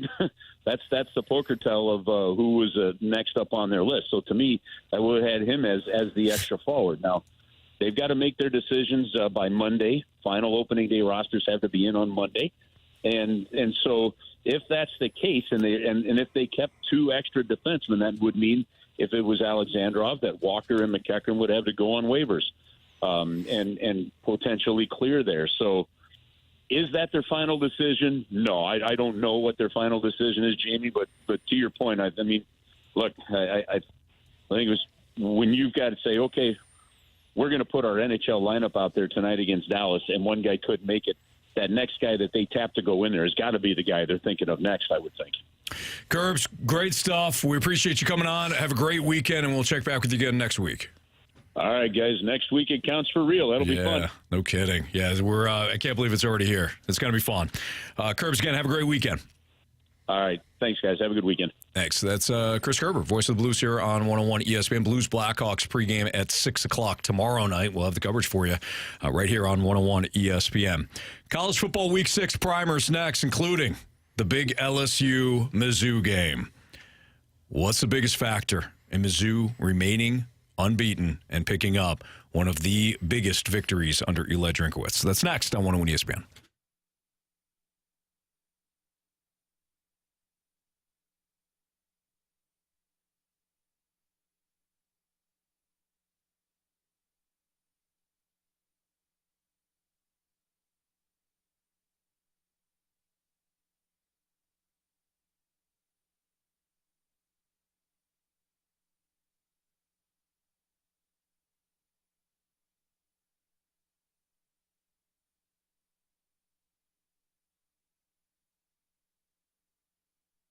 Anthony, we just love watching the NFL. So many great games every week, and we've obviously got a personal interest with the Pick'em Challenge going on. We want to make sure we're picking the right teams, but it's way more fun when you're using FanDuel, America's #1 sportsbook. And new customers, listen up.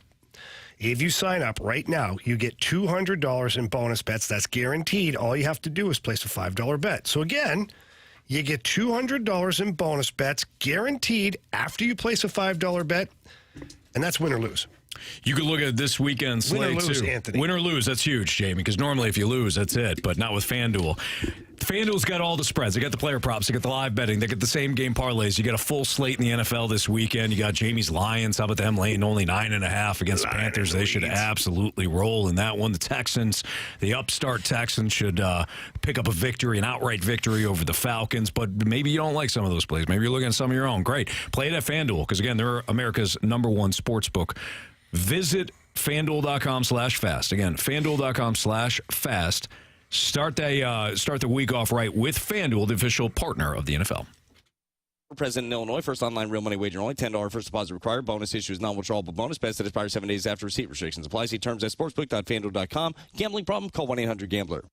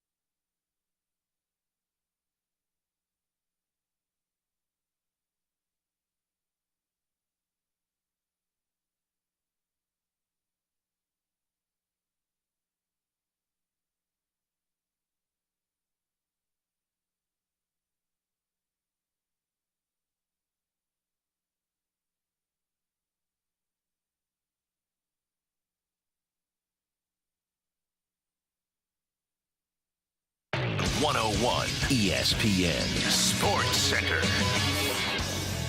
I'm Andrew Marsh. It's time for a Sports Center update brought to you by Saliga Heating and Cooling. Last night, the Blues defeated the Dallas Stars by a final score of 4-0. They'll take on the Chicago Blackhawks on Saturday. Pregame starts at 6. Puck drop is at 7.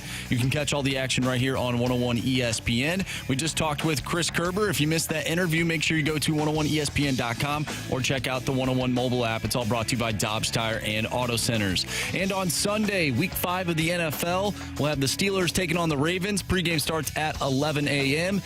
Following that will be the Broncos and Jets. And then Sunday Night Football, Cowboys and 49ers. Kickoff is at 7:20.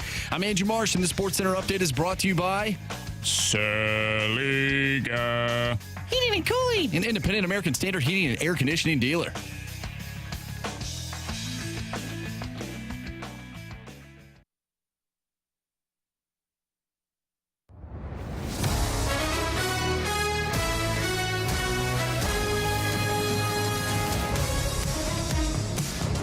It's a Fast Lane on 101 ESPN with Jamie Rivers and Andrew Marsh. I'm Anthony Stalter. So we've got our Week 6 primer for college football. And, of course, we start off with the big local game. You got Mizzou. You got LSU.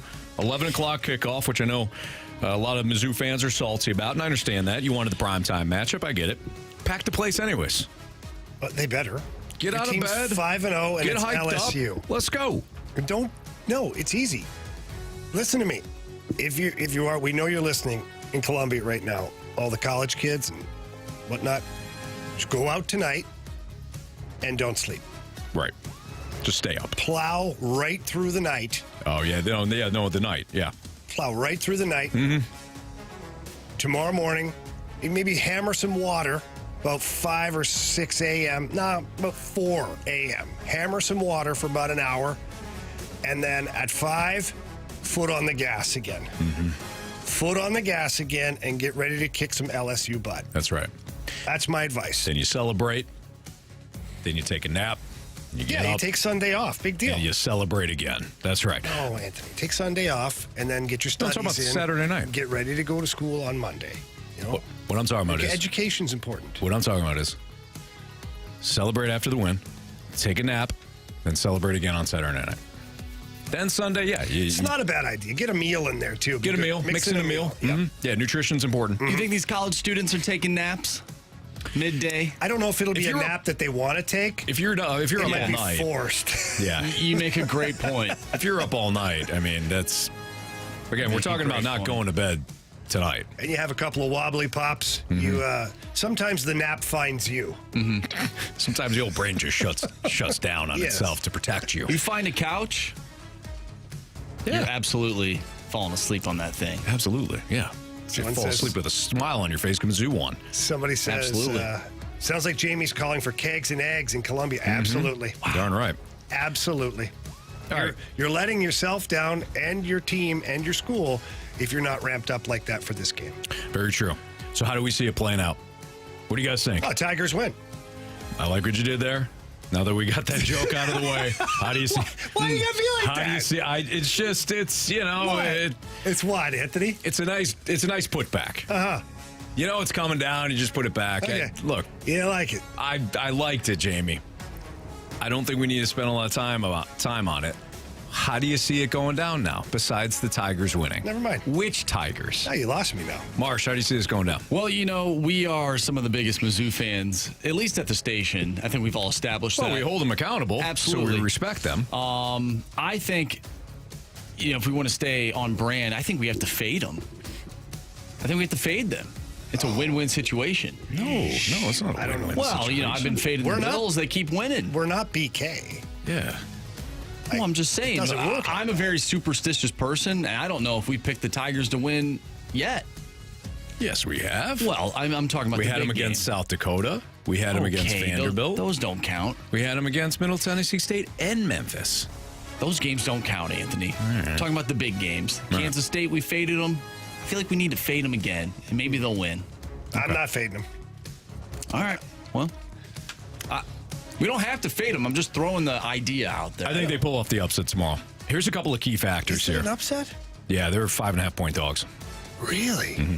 I mean, I don't doubt it, but it's just usually one team is 3-2 and the other one's 5-0. It's a little closer than 5.5 points. Why is that, though? Because Mizzou is ranked above LSU and they're at home. Doesn't matter. Doesn't matter. Odds makers set their lines based off of the numbers that they have per matchup, not based on what has happened to date. Now, they will adjust a little bit if they're off with their numbers, but they typically are not off, and they stay with their numbers. It's one of the reasons why Georgia, their first national championship year, they were like the numbers were so low on them, and bettors just kept betting them. Eventually, no, it wasn't Georgia. There was somebody else. There was somebody else that year that bettors just kept loading up on until the end. And then finally the wheels fell off and odds makers cashed. They trust their numbers. So their numbers are saying 5.5 for LSU. They don't go based on LSU losing Ole Miss or Mizzou beating Kansas State or who's ranked higher. They don't care. So in this one, a couple of factors here. One, LSU's offense is going to be a juggernaut. They got a great quarterback. They've got legit wide receivers, but they can be had defensively. And one of the other keys, I think, for Mizzou, they're allowing 2.5 defensive yards per rush this season. They're not allowing opponents to run the ball. Other side, LSU is surrendering 5 yards a rush defensively. Run the ball, protect the ball. Brady Cook has not thrown an interception. If you protect the ball, you run the ball, you stop the run, you got a shot here. Control the clock. LSU didn't do that a week ago, and you saw what happened. Ole Miss wound up coming from behind there at the end, and LSU never seized control of the game. Mizzou's got to seize control of the game. Take the air out of it a little bit. Again, protect the football, run the ball, stop the run, and I think they pull off the upset.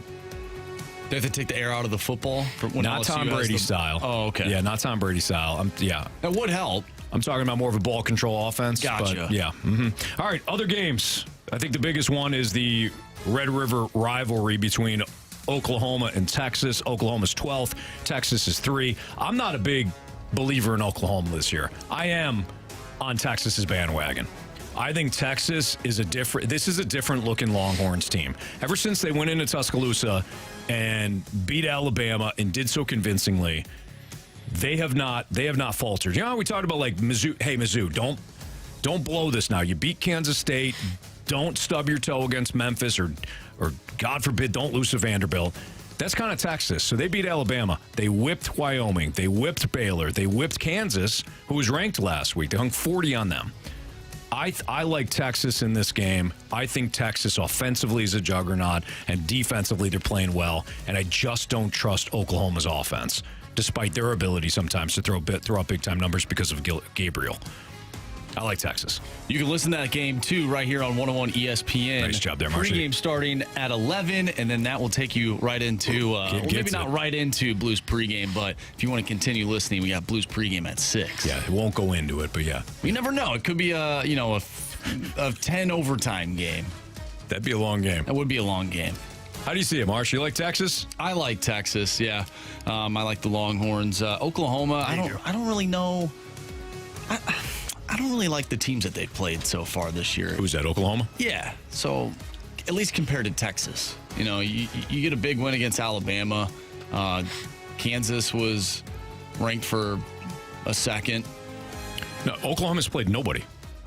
Arkansas State's one of the worst teams in college football this season. They beat them 73-0. That's okay.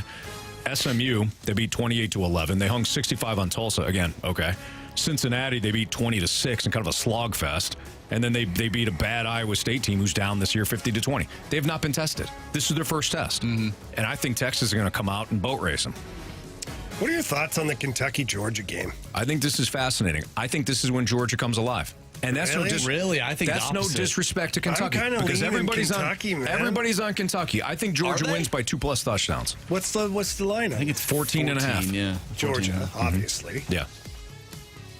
I think this is the game that Georgia finally wakes up. They've had 4 or 5 games to get their crap in order.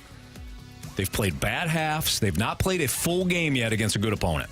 And Kentucky's coming in here with their hair on fire after running all over, who was it last week? Florida. They ran all over Florida. I think this is the week that Georgia says, you're sleeping on us again, despite the fact that we're ranked number 1. Everybody's got them in like the fraudulent category. I kind of do too. Yeah. I kind of do. To my point. Yeah, but I don't think they're a number 1. I think they're a playoff team. I don't think they're a number 1 team. And Kentucky looked pretty good. I understand it was, it wasn't against Georgia, but No, Kentucky has looked great thus far. I think Georgia stops their run and forces Kentucky to get into a drop-back passing game. Yeah. That's my prediction. all right, fine. This game reminds me of the Tennessee-Alabama game last year. Alabama should have lost to Texas. They remind me a lot of Georgia not playing their best ball heading into that game, and then Tennessee ended up upsetting them. I think this is that game for this season. All right. That's just my opinion. So do you have Kentucky in the upset? Are you calling it? I think Kentucky upsets them. Like as an outright win? Outright money upset. line. I'm not Jamie? picking that. I'll pick them to cover the spread. Like That's fair too. Yeah. We've got I'm them just feeling. we got I'm it feeling surrounded good. here. I got Georgia in a blowout. I got them losing by like a touchdown. I think it's going to be a shootout. Really? at the OK Corral. All right. Wait. That's going to be fun. Tomorrow's got a couple of good games there. It's a Fast Lane on 101 ESPN. Are we seeing signs of improvement defensively for the Blues heading into the regular season? We'll talk about next on 101 ESPN.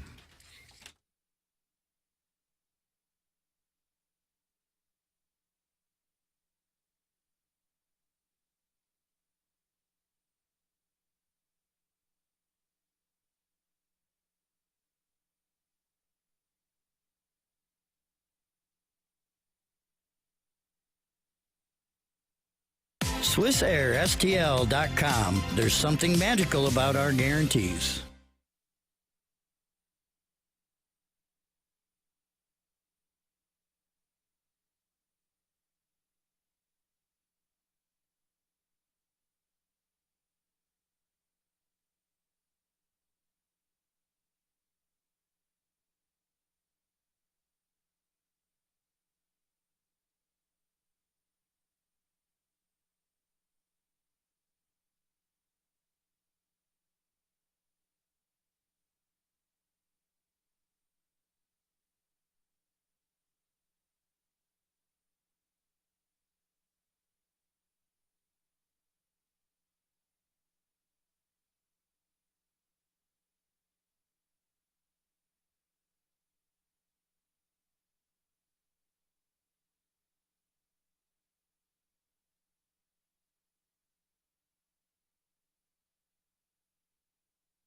Great legacies don't happen by chance. They're built with strategy, experienced guidance, and a vision for the future. Have you outgrown basic financial advice and are ready to start your legacy? Let's chat. PlanCorp, redefining wealth management through one simple value. Always do what's right for our clients. Complex financial planning for families and businesses right here in St. Louis since 1983. PlanCorp is your financial life advocate and now accepting new clients. Visit startmyplan.com to get started with a complimentary 2-minute plan analysis.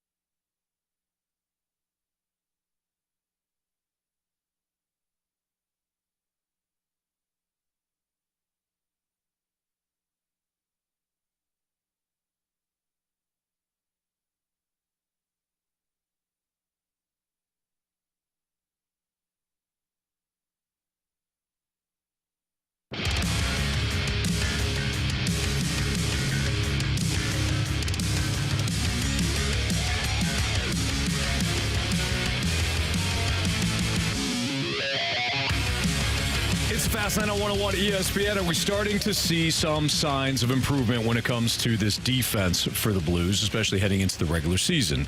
We just had Chris Kerber on, who talked a little bit about that. But, Jamie, what do you see in these preseason games? Are you seeing tangible evidence that the defense is starting to turn around? Oh, yeah, absolutely. First thing for me is look at last night. The Blues gave up 25 shots on goal. That was rare last year. He didn't give up a goal. Yeah, never mind Binnington. No, I know, but I think the two work hand in hand. Yeah, I would agree. I would totally agree with that, is limiting the amount of shots, specifically dangerous opportunities, certainly helps your goaltender. But my biggest beef last year was the 35, 40 shots a game. Like, the volume of pucks to the net was unbelievable. Mm-hmm. And not all of those teams were a funnel the puck to the net team. So some of those teams you get, like the Wild are a funnel the puck to the net team. You might end up giving up 40 shots, but only like 15 are actually quality, 20 are quality shots. But it wasn't like that last year. Teams were getting high-quality, dangerous opportunities in abundance. Not great. Not great. And so, again, we always talk about the team defense, the D-core, the six defensemen. It's more than that. It's the team that has to defend better. Starts with the forecheck, neutral zone, limiting opportunities for teams to cut through the neutral zone at high speeds. Did a little breakdown yesterday. We got a preview show coming up for Bally Sports Midwest, and Scotty Warman and I were doing a little preview show. And I didn't use the telestrator, but we had the big screen. I was kind of highlighting with the pointer. There are so many times last year where the Blues neutral zone was wide open, where the middle defenseman was a line away from the puck. That's a lot of real estate that you're giving up, and other teams were getting the puck through that area and generating team speed. Mm-hmm. So giving up the middle of the ice is not only a problem in the defensive zone. In the neutral zone, it's a killer.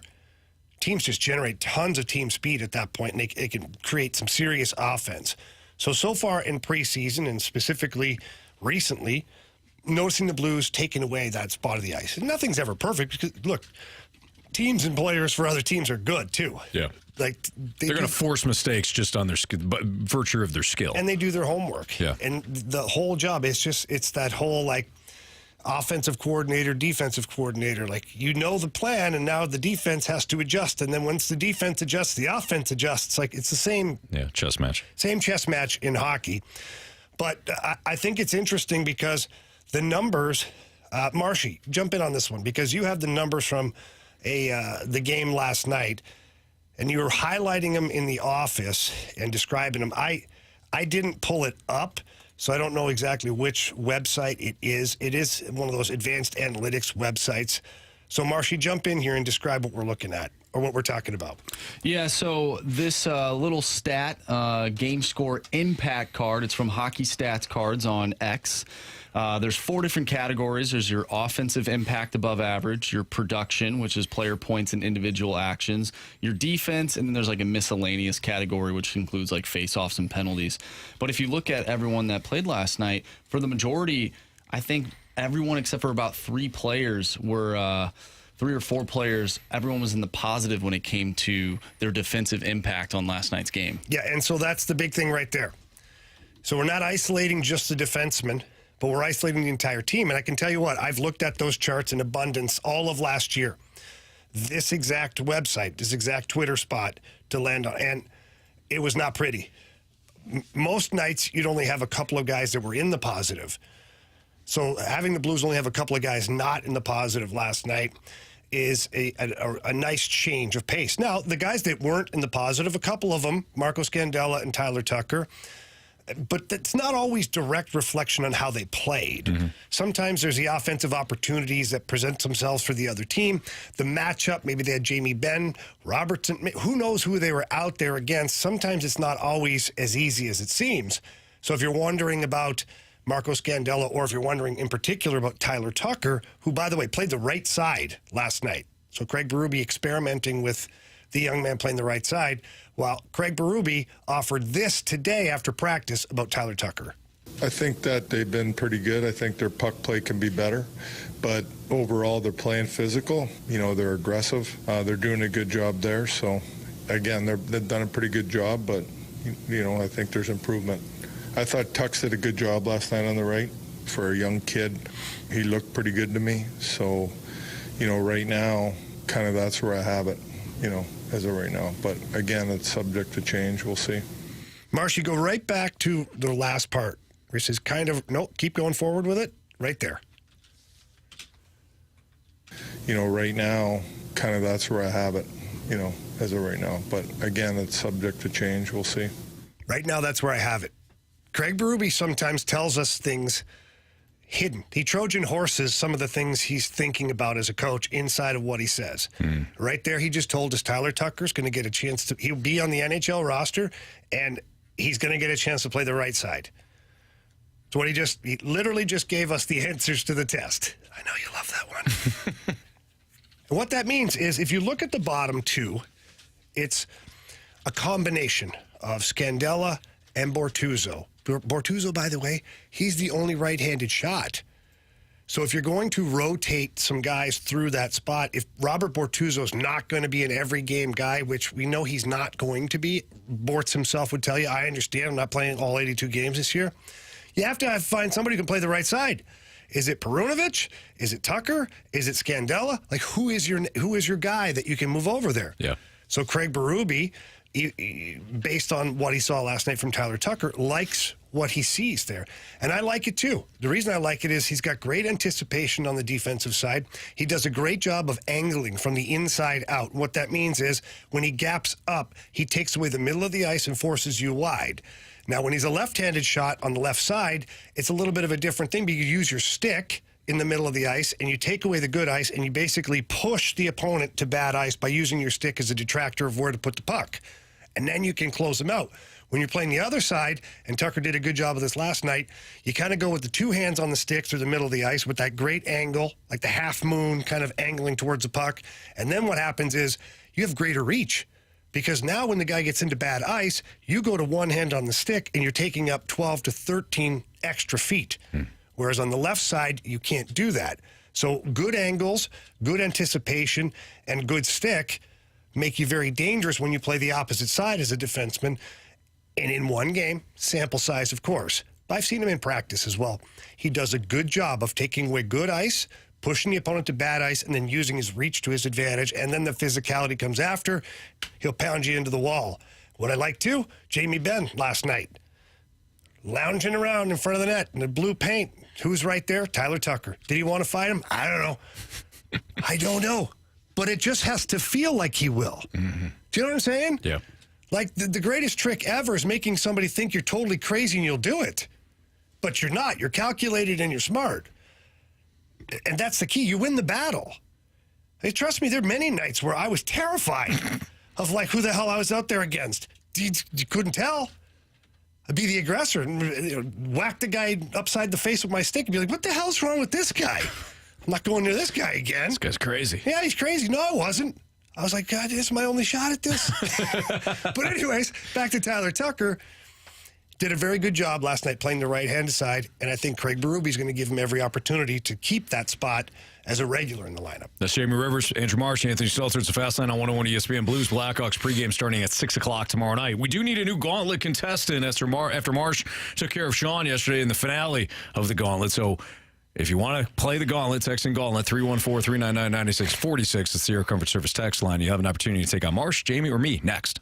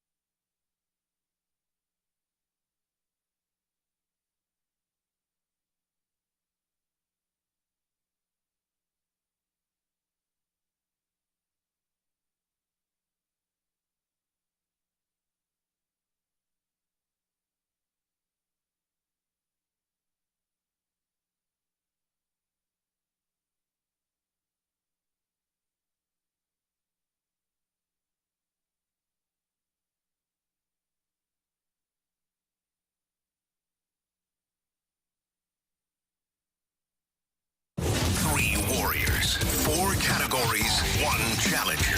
Can you master the Gauntlet? Brought to you by Master, your hometown source for business communications for more than 30 years. Visit masstour.com.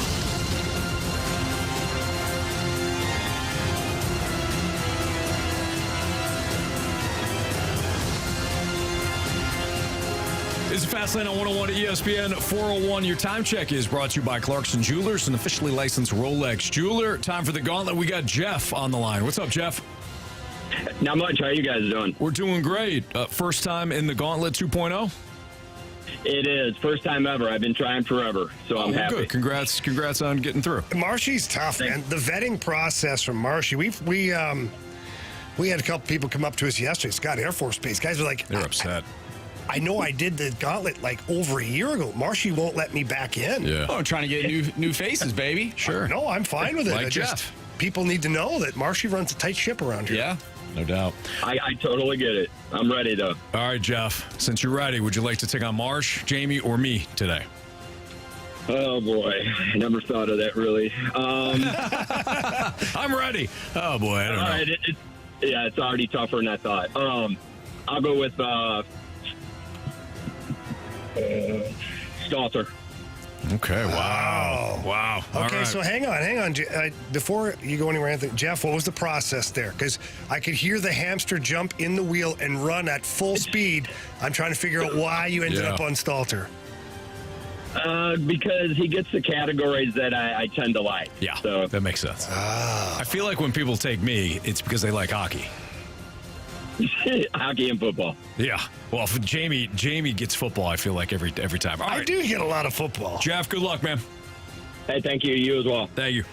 All right, Jeff. Anthony's going to head off to the Cone of Silence, and while he does that, we're going to have you to tell Marshy to spin that wheel. Marshy, spin that wheel. All right, what category are you hoping for? Football or hockey? Is that kind of it? Anything other than trivia or random. Okay, all right. Well, if you had a preference, like your number one, your favorite, what would it be? Let's go baseball. All right, it's not baseball. You picked Anthony, right? I did. So it's hockey. There you go, buddy. You knew it was going to happen to you. You knew it. Okay, here we go. All right, so a refresher here, just in case you don't remember or somebody listening doesn't know. Each question, if you answer that correctly without the options, is worth 2 points. If you use the options, answer correctly, it's worth 1 point. And of course, if you don't answer it correctly, you get nothing. Jeff, are you ready to rock? Let's go, bro. Okay, man. Category again is hockey. Question number 1. Which team is the only Eastern Conference team currently without a captain? Woof.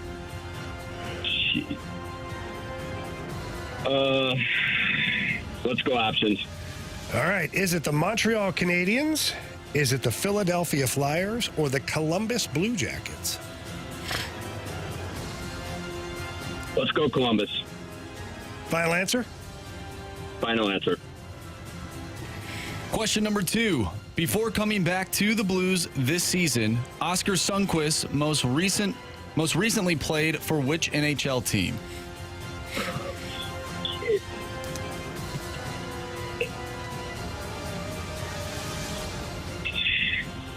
Options. Options are the Minnesota Wild, the Detroit Red Wings, or the Pittsburgh Penguins. Minnesota. Final answer. All right, Jeff. Question number 3. Name the only player on the current Minnesota Wild roster who is a former Blue.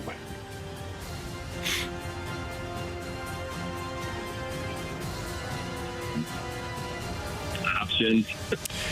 Is it Magnus Pajärvi, Ryan Reeves, or Pat Maroon?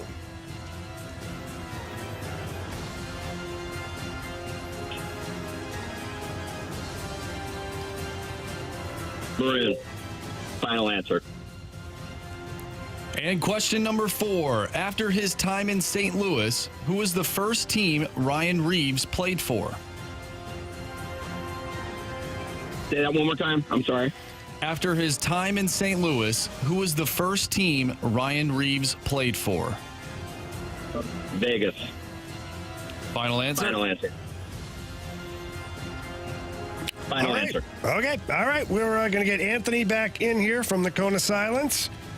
And what was the answer on the last one? Said, okay, never mind. I got it.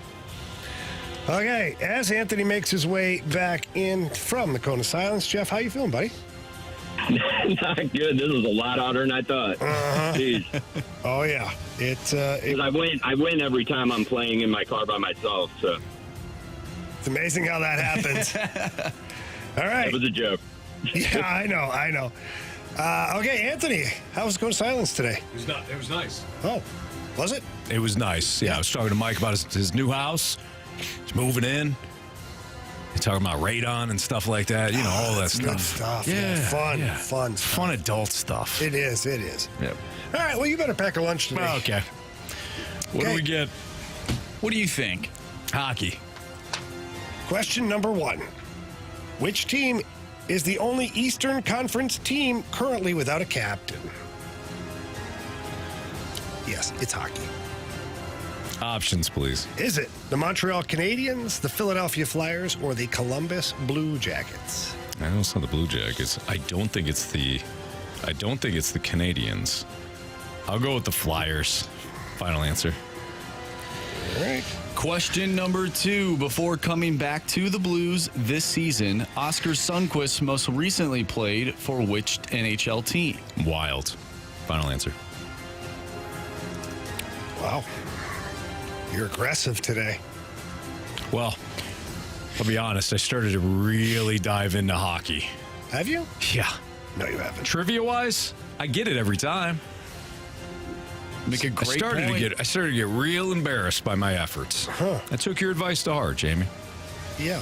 Plus, I mean, I know the transactions. Yeah. When Sonny came back, you read the press stuff, and I remember the Wild. Well done, Anthony. All right. Question 3. Name the only player on the current Minnesota Wild roster who is a former Blue. The Wilds? That's a hometown hero, baby. That's Pat Maroon. Final answer. And question number 4. After his time in St. Louis, who was the first team Ryan Reeves played for?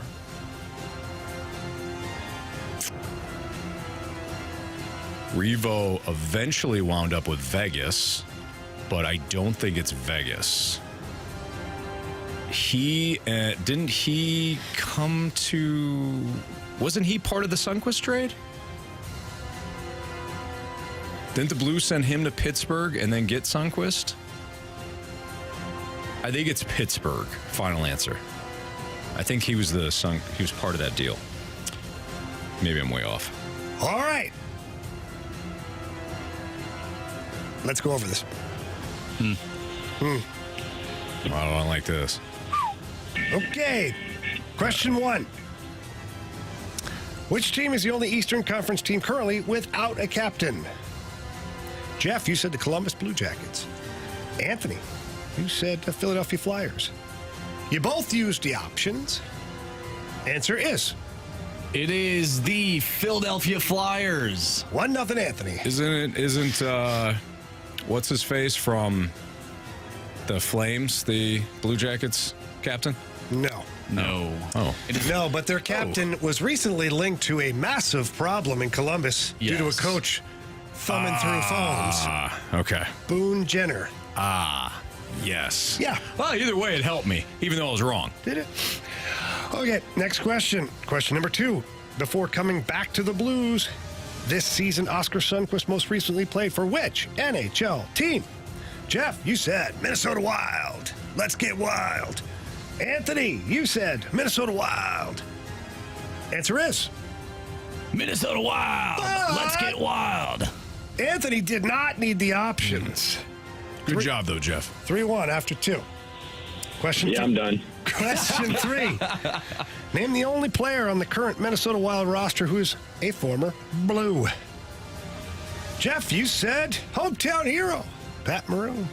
Anthony, you said Big Rig, Pat Maroon. Actually, you said hometown hero too, but I thought I'd change it up. Answer is It is Pat Maroon. But Anthony did not need the options. Jeff. 5-2 headed into the last one. We'll do it for formality, as it's a Friday, and we play it out. We play to the whistle. After his time in St. Louis, who was the first team Ryan Reeves played for? Jeff, he said the Vegas Golden Knights. Anthony, you went through a whole transaction list in your head. You said the Pittsburgh Penguins. Answer is... With a possible 7 out of 8 points today for Anthony Stalter, it is the Pittsburgh Penguins. Jeff.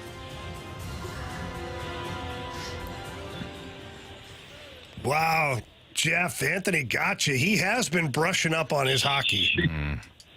That's embarrassing. I am embarrassed. That's even better. You just totally sewered Anthony. That is awesome. I was feeling good. No, I guess I'm going to have to start drinking at 4:15. Attaboy, you should. So, but hang on. That's a good thing. That's another ricochet, though. He just gave it to you because he said, that's embarrassing losing to Anthony in hockey. Yeah. And now he's like, he's going to go drink at 4:15, knowing we have another 2 hours of radio to do. Oh, that's true. Wow. I'm hurt. Well, you guys got to drink yesterday, so during the day. There you go. Yeah, Marsh hooked us up with some Budweiser. Marsh. Yeah. King of beers. Yes, sir. I still picture Marsh coming in through the doors there at Scott Air Force Base. He's like, I did it. It's like we won the cup. Yeah, seriously, it was. Yeah, we're so excited. Yeah. Jeff, yeah, great 30 job, ounces, buddy. Doesn't weigh that much. No. Jeff, great job, man. Again, thank you guys. I appreciate it. Love your show. Thanks, Jeff. Go Thanks, enjoy your drink and go enjoy your weekend, buddy. Yeah, you guys as well. Thank you. Thank you. So that's usually Marshy's job, is to absolutely smash the nice guy. Yeah, it's true. Well, I mean, thanks for picking up the slack today. You got it. Yeah. Now the Sundqvist trade. Yeah. Was that Revo? No, that was a whole other transaction. You just got lucky. I got lucky twice. No, it was part of the. It was Reeves for Sundqvist and a first-round pick, which ended up being. Come on! Oh my goodness! Who is it? Oh my gosh! Yeah. No, stop! He went to Edmonton. Why can't I think of his name? Yeah. Oh, I got it. I would get it if I was in the car right now. I got it. What is it, Anthony? Klim Kostas. Yeah, Klim Shady. So what trade was that? Revo goes to Pittsburgh. Mm-hmm. And the Blues get Klim Shady and Oscar Sundqvist. Okay, yeah. All right. Army fleeced him. Yeah. I mean, he really did.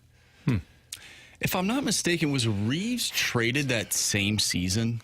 Yes. He went to Vegas then. Yeah, yes. They traded him to Vegas. Yeah. They spent that capital to bring in the tough guy to protect their guys. Then they didn't want the tough guy anymore, so they sent him to Vegas. Yeah, it worked out okay. Either way, you won today, Anthony. Thank you. Yeah, I feel good. Feel good about that. All right, from what we've seen in the preseason of the Blues, special teams improved. That's next on 101 ESPN.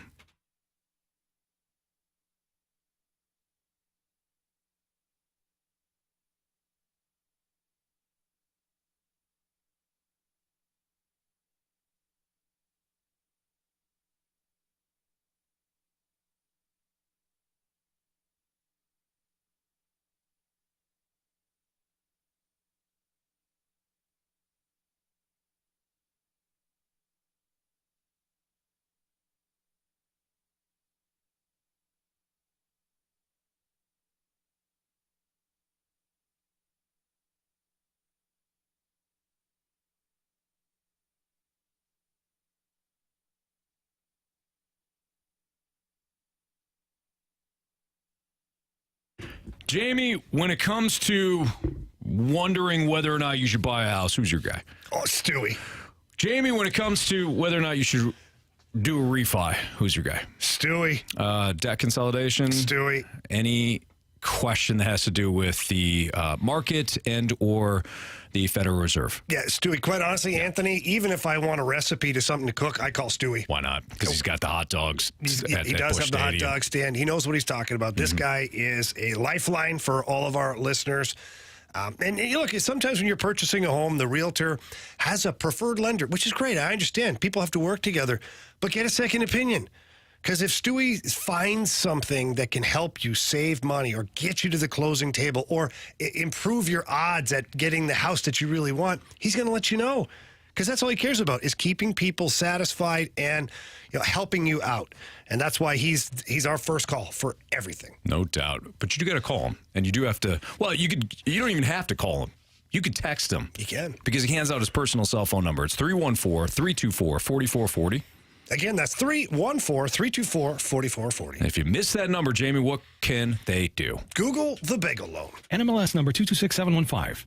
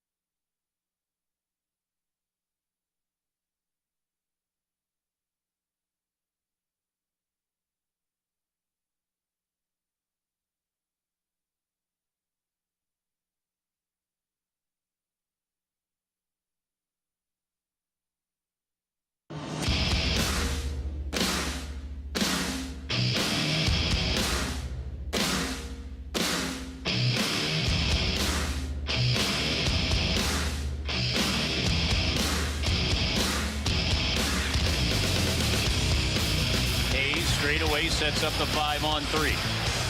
Krug to Hayes. Goal line. Backdoor shot on, and he scored. Robert Thomas bounced it off the pad of the goaltender. Looked like it initially had stayed out, but then it went in off the inside of his leg and in. 3-0 St. Louis, a power play goal.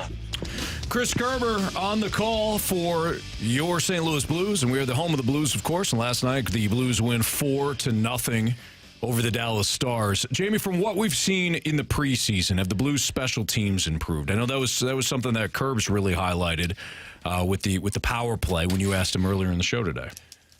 Yeah, the power play looks good. Special teams overall, I mean, it's still tough with the penalty kill because you're not facing other teams' top power play units yet. They still have a mix and match lineup for the most part. And I guess the same could be said about other teams' penalty kill. But for me, it's an eyeball test. And you can back it up with the numbers. When you're scoring power play goals, obviously your power play is working pretty good. But for me, it's bigger than that. Mm-hmm. For me, when I watch a power play, I want to see guys that know exactly what they're doing.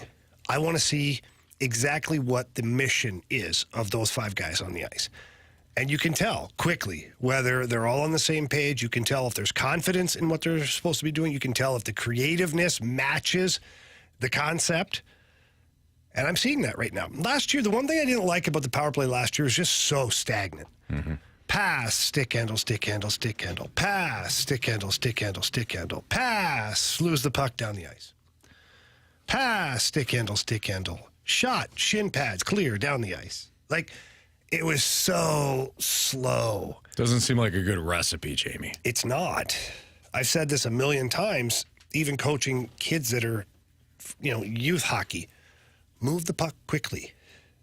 Move the puck efficiently, and move the puck tape to tape. It gives you all of the options then to do whatever you want. Move it quick. 4 feet, get it back. 4 feet, get it back.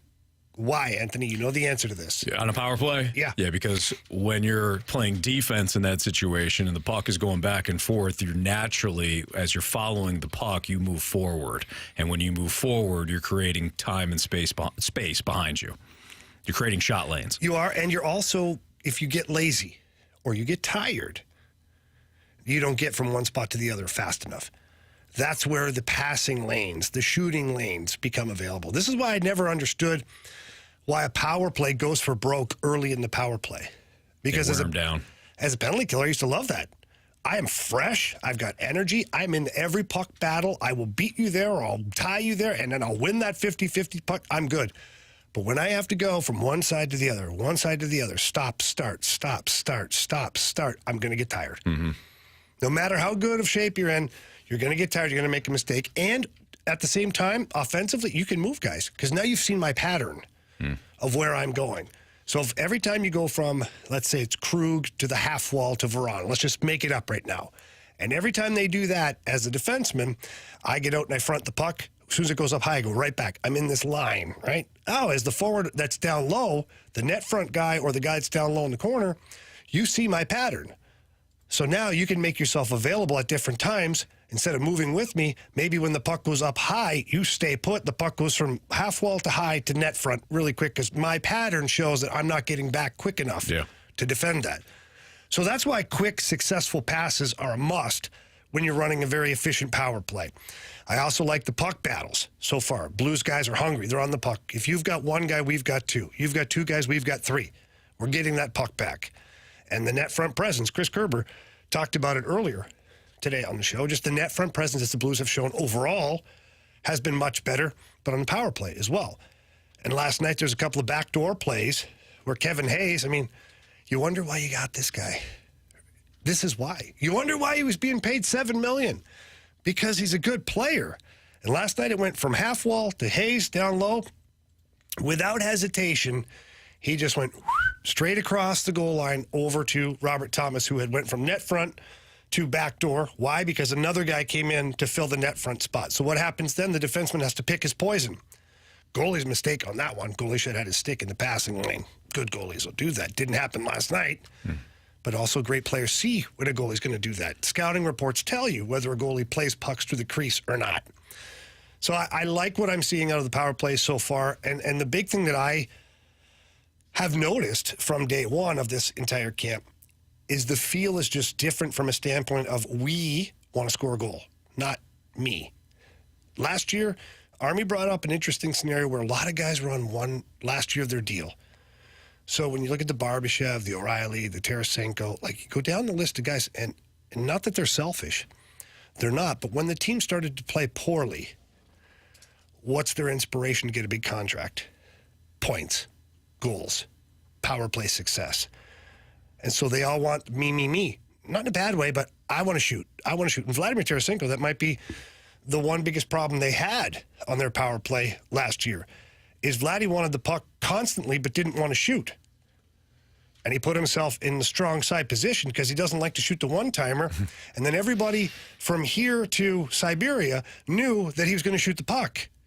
Because although he has a quick release, and I've gone over this before, so the release of where there's actually pressure on the stick to where the puck comes off the blade, very quick release. Tough to pick up. But the process of the loading it up from the outside, dragging it in to finally where there's pressure on the stick to the puck off the stick, that process is long. And there's not a time that I can remember where teams didn't know, he's going to shoot the puck. because this is such a long process at this point. Yeah. So that worked against the power play. So when he didn't shoot, he couldn't create offense. And when he did shoot, it got blocked. So I think overall having more of a pack mentality with their power play this year to where nobody cares. Nobody cares who scores. We scored. Yeah, we got the goal. Right. You know how that helps too? Krug has got 6 years left on his deal. Thomas 8. Kevin Hayes 2 or 3. Yeah. Everybody got paid. 4. Everybody's got their money. Everybody's got their individual money at this point. Now Verana's on one more year and all that stuff. So but the bottom line is your biggest pieces on the power play all got their money. You know what they don't have? Victory together yet. They haven't even made the playoffs as that group of players because last year they got denied. Yep. So that's the inspiration for this group, is to prove that last year was an anomaly and we all got paid because we're really good players, and now we're going to prove it to you because we don't care who scores, but our power play is going to get back to the top of the league. I love it. That's Jamie Rivers. I'm Anthony Stalter. Don't forget, Blues Blackhawks pregame tomorrow at 6 o'clock right here on your home of the Blues, 101 ESPN. Chase Claypool was traded today to the Dolphins. The Bears gave up a second-round pick for him. There's a mistake that I feel is often made in football when it comes to a roster building standpoint, and the Bears just proved it. That's next on 101 ESPN.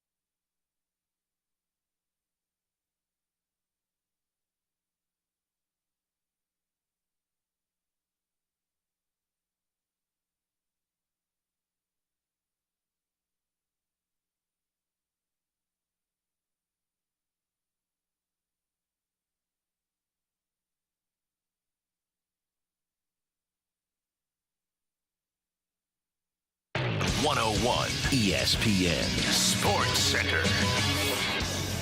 I'm Andrew Marsh. It's time for a Sports Center update driven by Johnny Londoff Chevrolet and Johnny Londoff Autoplex. Last night, some preseason action for you right here on 101 ESPN. The Blues defeated the Dallas Stars by a final score of 4-0. They'll take on the Chicago Blackhawks on Saturday. Tomorrow, pregame starts at 6. Puck drop is at 7. We talked earlier with Chris Kerber. If you missed that interview, make sure you go to 101ESPN.com or check out the 101 mobile app. It's all brought to you by Dobbs Tire and Auto Centers. And then on Sunday, we have NFL Week 5 action for you. It's the Steelers and the Ravens. Pregame starts at 11 a.m. Following that is the Broncos and Jets. And then Sunday Night Football is Cowboys taking on the 49ers. Kickoff is at 7:20. I'm Andrew Marsh, and the Sports Center update is driven by Johnny Londoff. Find new roads and shop 24/7 at londoff.com and londoffautoplex.com. Are you kidding me? Field Studio on 101.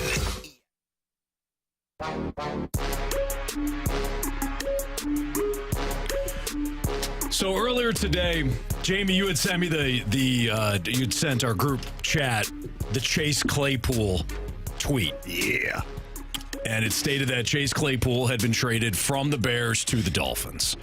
Claypool, of course, was acquired by the Bears for a second-round pick last year from the Steelers. It's a great call. He was sent home 2 weeks ago, told not to come to the game, and they healthy scratched him again last night. Did they ever say why they did all that? No, but he had some, it seemed like there was a little conflict there in Pittsburgh, and then in Chicago, something happened. Okay. Well, he didn't play. He was just walking around like he was a zombie. Well, remember he played. He was he played, well, yes, but he looked terrible. The first couple of weeks, he was a passenger. And this is the same guy, I believe, in Pittsburgh said that he was the number one wide receiver, right? Like the best wide receiver in the game.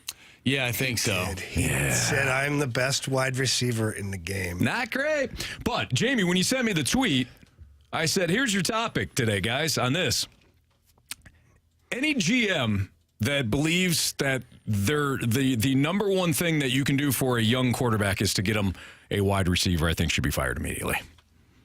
I know that sounds harsh, Jamie, but how about I put this another way? So, wait, hang on. Back it up. Yeah. Because you just asked a question. I'm trying to digest it. Yeah. So you said any head coach, any GM that thinks getting a young QB a number one wide receiver, the top priority is to get the young quarterback a number one wide receiver, should be fired. Okay. I don't disagree with that. Mm-hmm. I guess when I look at a young quarterback, there's something that I would like to provide him. I could be wrong because I'm not the football guy, but watching a lot of football lately in the last couple of years specifically, and watching young quarterbacks in particular, I think I'd like to protect him. Ah, okay. Jamie, if I was an NFL owner, you could be my GM. Ooh, because wow. you get it. It's a tall order. You get it. Seriously, if I'm an owner, the first thing I'm doing when I'm trying to hire a GM, I'm asking one question right out the gates. And the one question is, what's the number one thing you can do for a young quarterback? And if the word is, or if the answer is, get him a legit number one wide receiver, I go, there's the door, thank you. We'll validate your parking, okay? We'll validate you. Thank you for coming in. You wasted. Take a water with you. You wasted my, take a water, validate your parking, and don't come back, please. You don't know what you're doing. But this is what I feel like in the fantasy football days, this is what everybody thinks. That quarterback, he's struggling, doesn't have a number one wide receiver. Really? The quarterback's on his ass all quarters, all 4 quarters. Oh, he's being pressured every single snap. Yeah. How good's the wide receiver if your quarterback is looking out his ear hole constantly? How good's what are you doing for the quarterback if you can't run the ball and you're in 3rd and 8? Ask Kenny Pickett. Does Kenny Pickett have receivers? Yes. He's got a couple of receivers. Now, Deontay Johnson's hurt, but he's got George Pickens. George Pickens can play. Uh-huh. He's a stud. They got a couple other younger wide receivers that are pretty good. Do you know why they're not explosive offensively? Because they're in 3rd and 8 all the time. They can't run the ball. They can't protect him. Daniel Jones is not great. Oh, man. Daniel Jones looks worse when he has about a split second to set up. That is the worst. I think that's the worst offensive line in football. After watching Daniel Jones just get absolutely pulverized for an entire game, one step back, and he had guys in his face. Yeah. That's the worst offensive line in football. It's horrible. Jamie, I'm sure there's going to be some people that says, well, what about DJ Moore? DJ Moore's a wide receiver. Did you not see what last night? I saw it. I saw a Bears team that was able to run the ball and give Justin Fields some time where he's not looking at a situation where the coverage is so in the defense's favor because it's 3rd and long. I saw a Bears team that was balanced last night, and then DJ Moore went off. But it wasn't because of DJ Moore, in and of itself, that the Bears and Justin Fields played well offensively last night. They were balanced. I'm not saying you don't need a stud receiver. Kirk Cousins, there's no way he's saying, you know what, I don't want Justin Jefferson on my team. Everybody wants Devontae Adams. Everybody wants Justin Jefferson. Hell, Tyreek Hill's the ultimate cheat code. I'm not saying that you don't need a number 1 receiver. What I am saying is if you don't have the offensive line, it ain't going to matter. If you can't run the ball, it's not going to matter. Jerry Rice was an incredible piece. He was added almost last in that offense because Bill Walsh knew what he had. Roger Craig, Joe Montana. They could run the ball. Yeah. They had a great tight end. Joe Montana was a fit for that off. Then you add Jerry Rice. Now look at it. But GMs, Jamie, I feel like they fall for this all the time. And fans spit out. Not only fans, the media, the national media spits out this narrative. So why do they get it wrong then, Anthony? Because it's not sexy. Because they can't break down the O-line. They can't. The O-line is only discussed when Patrick Mahomes loses a Super Bowl because he got his rear end handed to him. I feel like, honestly, since we're having this discussion, I feel like it's the easiest thing to break down. Quite honestly. With all the analytics available, or never mind that, take your analytics off the board. Get me a stopwatch. And from the moment the ball is snapped, let me start the time to the point where the quarterback's pressured. Right. And I can tell you if you have a good offensive line or not. Sure. And that is caveman tactics. Yeah. How do people with more football pedigree and more analytics at their fingertips not realize this? I don't know. Look at your Lions. Who's the prototypical number 1? Amon-Ra St. Brown is the best slot receiver in the game. He's in the slot. He's not out wide. He's an excellent receiver. But their O-line is outstanding. They give Jared Goff time. So whether it's Amon-Ra St. Brown or Khalif Raymond or Josh Reynolds, if you got time, if you're in the NFL and you're a receiver, eventually you're going to break open. Oh, yeah, of course. Percentages work in your favor. If the Lions were to add a Justin Jefferson, not saying they do, it doesn't make sense on the trade, but if they add a Justin Jefferson, okay, it makes sense. Yeah. You got the QB, you got the running game, you got the O-line. Cool. So then let's move the ball forward here, literally and figuratively. Is Chase Claypool now in Miami? How's that work? He'll be a solid number 4 wide receiver for them. But will it implode? I don't think so. Because Chase Claypool, let's go back, said he's the best wide receiver in football. Yeah. And him and Tyreek had some words over the interwebs about the whole thing. And now he's lined up with Tyreek. He's in the same locker room. You tell me.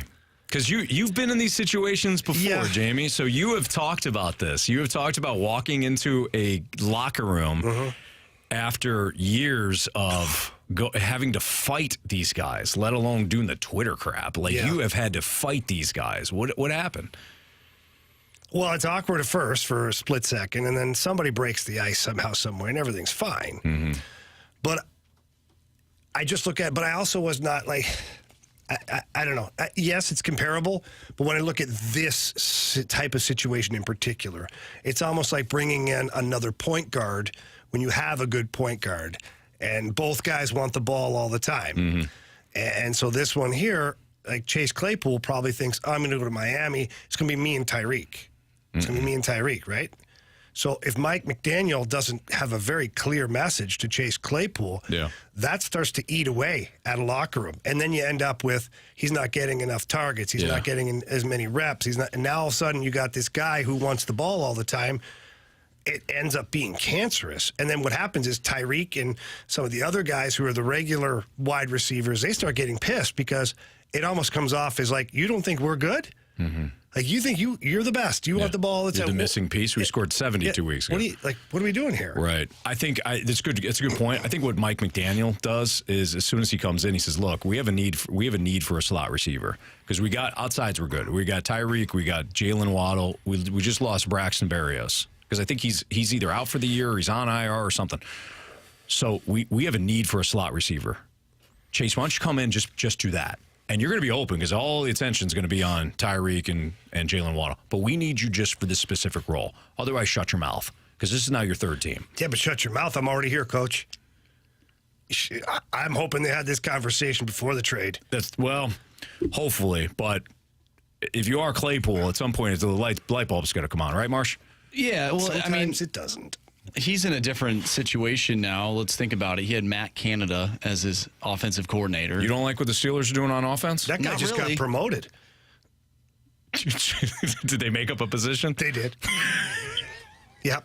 Matt Canada. You're going to be our offensive consultant control specialist. Yes, literally, that's what I think they did. I'll pull it up. Go ahead. Matt Canada is your offensive coordinator. What am I doing? We'll tell you.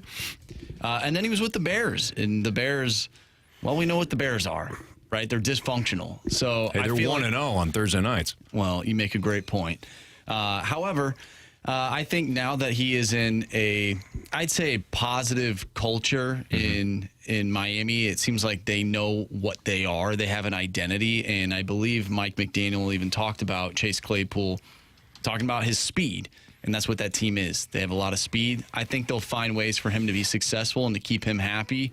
And I think this is a reality check for a player like that. Like you said, you're on your third team now in X amount of years. He hasn't been in the league for all that long. Right. I think it's a reality check, and I think that they'll find a way to make him successful on that football field. We'll find out, right? All right, it's a Fast Lane on 101 ESPN. We're going to Sports Six back next. 314-399-9646. That's the Air Comfort Service text line. Got a question? Great. Send it there, or you can send it into the Air Alliance team YouTube channel at 101 ESPN STL. Again, Sports Six back is next.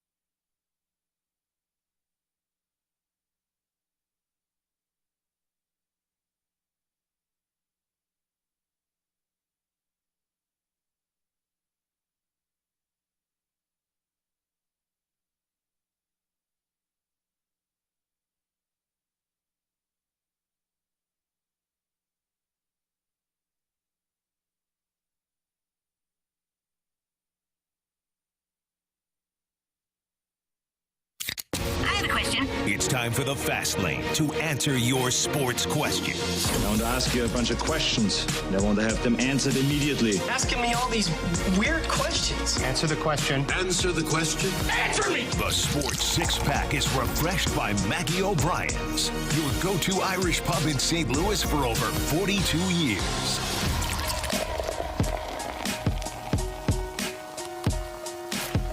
It's the Fast Lane on 101 ESPN with Jamie Rivers. I'm Anthony Stalter. Here's Andrew Marsh with your questions for the Sports Six-Pack. All right, guys, from the 636, who is currently the toughest guy in the NHL? Wow, that's a good question. Tom Wilson's got to be up there, right? Yeah, you've got Revo. You've got Lucic. Don't poke the bear. I can tell you that much. Last year, what's his name in Colorado? McDermott found out pretty quickly not to poke the bear. Yeah, no kidding. He wanted it. He wanted it. He wanted it. Lucic finally said, okay, you'll get it, and knocked him out. Just saying. Tom Wilson is in the discussion. He's not up there with those two guys, though. I don't think he'd fight either guy willingly. I think that's probably it. I think it comes down to two, Marshy. Like, who am I missing here? Like, you got Ross Johnson with the Islanders. I guess he would be on the podium, third or maybe slightly fourth. There was another guy that played for the Senators. I can't remember his name. Defenseman, I think. Matt Karkner? He's out of the game. No. I'd have to look him up, but those two guys that you mentioned are probably the top of the list, at least for me. Yeah, I mean, neither of those guys, like, nobody wants to fight them. They really don't. Like, you're not lining up purposely wanting to fight those guys. Like, if it happens. I'd actually rather fight Reeves than Lucic. Really? Yeah, Revo, like, he's strong, there's no doubt. Like, nobody really wants to, but if I had to pick, I would fight Revo first. Because Revo's more about the show than wanting to hurt you. He really is. Like, he's a strong guy. He has no left hand at all. So if you can get a good grip on the right hand and duck your chin and whatever, you can survive. He may throw you around like a sack of potatoes, but once you hit the ice, the fight's over anyways. Right. Luch is going to hurt you. No, he's going to pick you up off the ice and continue to hurt you. Yeah. It ain't pretty. And he's older, so he has no time for this crap. Like, quit bothering me. Quit bothering me. Oh, you want it? Now you're going to get it. I love it. You know the kid you're thinking of, Marshy? Who? Plays in Montreal. Big defenseman. I can't even pronounce his last name. Jerkches or whatever. They call him Wi-Fi because his last name looks like a Wi-Fi passcode. He pounded the snot out of a few guys last year. Oh, man. I'll look him up, but we'll go to question number 2. Question number 2, please. From the 636, would you be able to follow your own advice that you gave the Mizzou kids and rage all night through tomorrow's game? Would I be able to? Right now. Yeah. I would be able to. Would I want to? Probably not. I mean, I can tell you this, like 2019. Don't rebound quite like I used to. 2019's a couple years ago, there's no doubt. But, boy, I put together a hell of a streak with that Stanley Cup going around here. I was in way worse shape than I am now. Jamie, I feel like you can do it. I feel like I could do it for like one night. Empty the tank, bury it. Absolutely. I just think about, like, the practicality of anytime Kristen and I decide to have a couple, like, the next morning comes. You guys have a baby. And it's not even Lincoln. It's not even the young guy. No, I meant whenever you guys decide to tie one on, you guys make a baby. Don't have to worry about that. Don't have to worry about that anymore. Got that covered. There you go. But Killian's going to get up. Yes. My man's up at 6 a.m. Yep. And he don't care how many he had last night. He does. The kids don't wake up hungover. No. Correct. No. He wants that TV on. He wants his shows. And by God, he wants to make sure that you're up. And before anybody asks, like, oh, well, teach him how to turn on the TV. I did. He don't care. He don't care. He wants you up. Yeah. Totally agree with that. So I just think about the standpoint of, like, not going to bed and then dealing with that. I feel like I'd be able to do it.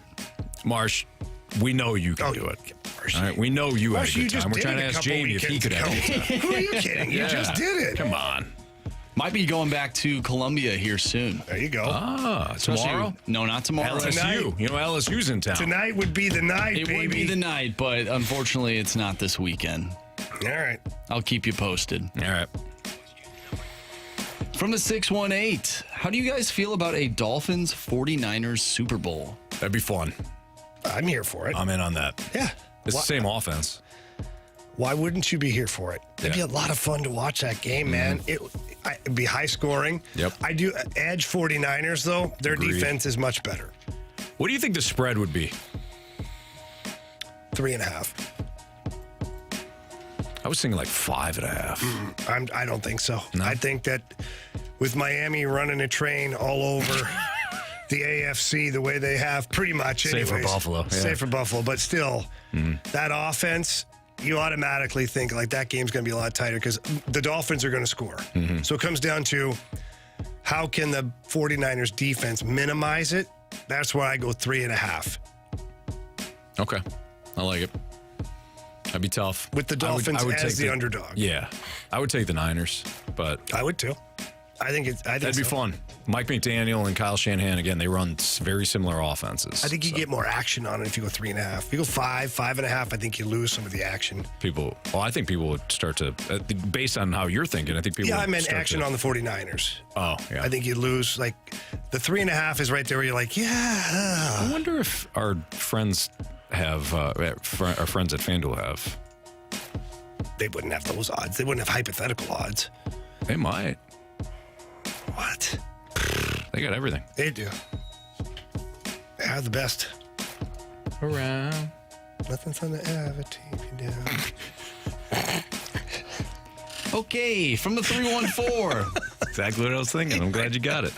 Is it bad to bribe the kid with some morning candy before breakfast if mom and dad get to sleep in? Oh, no. I've done it.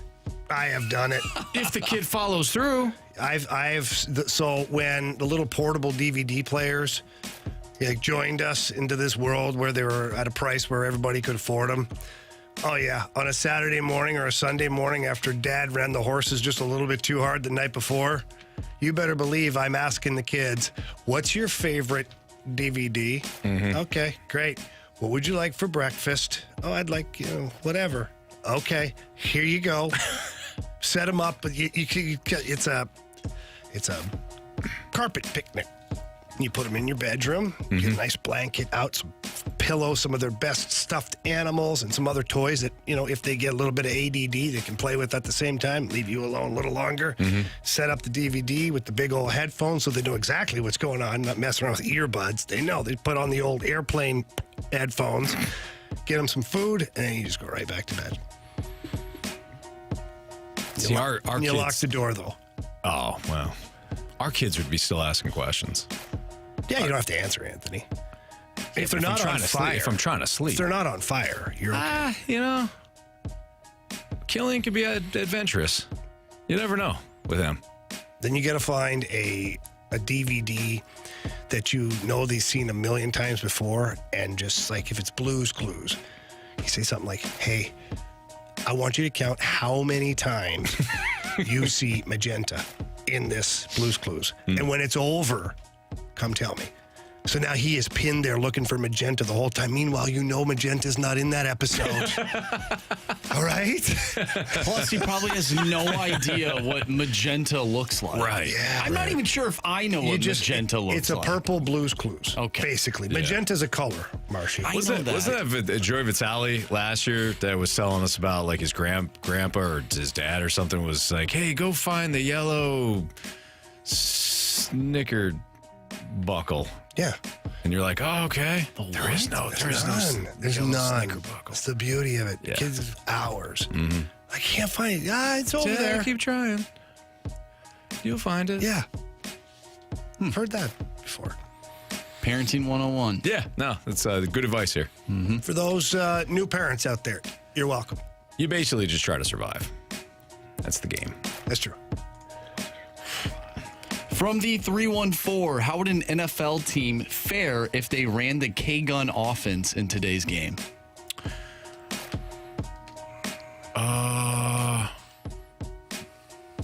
he would put up a lot of yards. So the K, so for those that don't know, the K-gun offense was Marv Levy's offense with the Bills when they went to the 4 consecutive Super Bowls. It's essentially the no huddle. Your quarterback calls the plays, and you just roll all game. But so the rules and everything are set up. I mean, you could score a bunch of points, but your defense is going to be completely worn out. So I think there would have to be a version of it. And you were kind of getting a little bit of a version of it. Like Kyle Shanahan's offense is basically Joe Gibbs' offense from Washington. You remember those days, Jamie? The Washington Redskins with those wide receivers like Art Monk and who the hell is the other guy? Art Monk. Yeah, John Riggins is your running back. Who was the other guy? Givens? Who was it? Yeah. It's killing me now because my brother and I used to love that team. And we would always pretend out in the front yard we're passing the ball to Art Monk and blank right now. Marsh. What was his name from the 80s? You Art watched Blank? It. No, not Art Blank. He founder of Home Depot. Yeah, I'm not too sure, Anthony. I wasn't born in that decade. You don't have to brag about it. I'm not bragging. I heard the 80s were a great time. They certainly were. They were awesome. I'm not going to lie. I missed them. Oh, man. What was the... Jamie, this is going to be... I know. It's driving me crazy. Here, hang on. I got... Is it Gary Clark?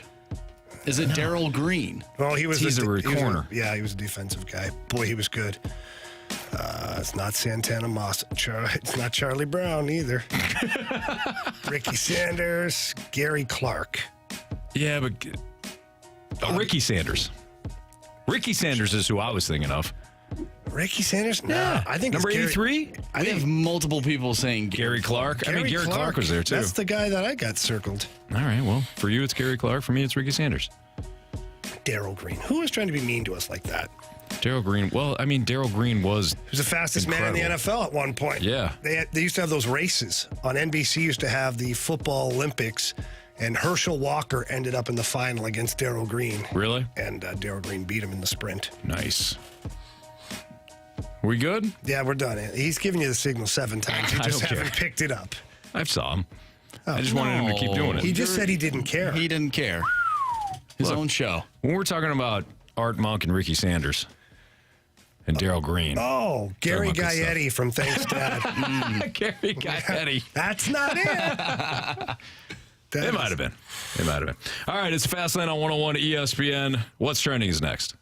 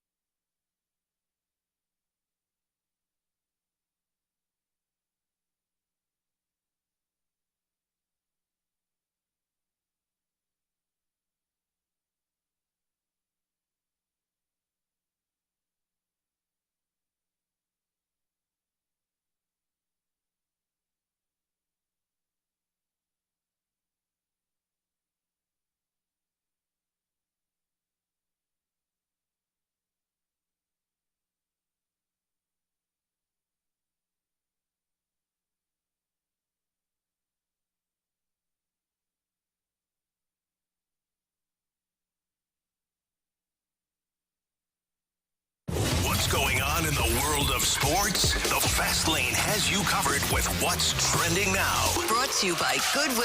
Donate to Goodwill and get a Lion's Choice sandwich coupon.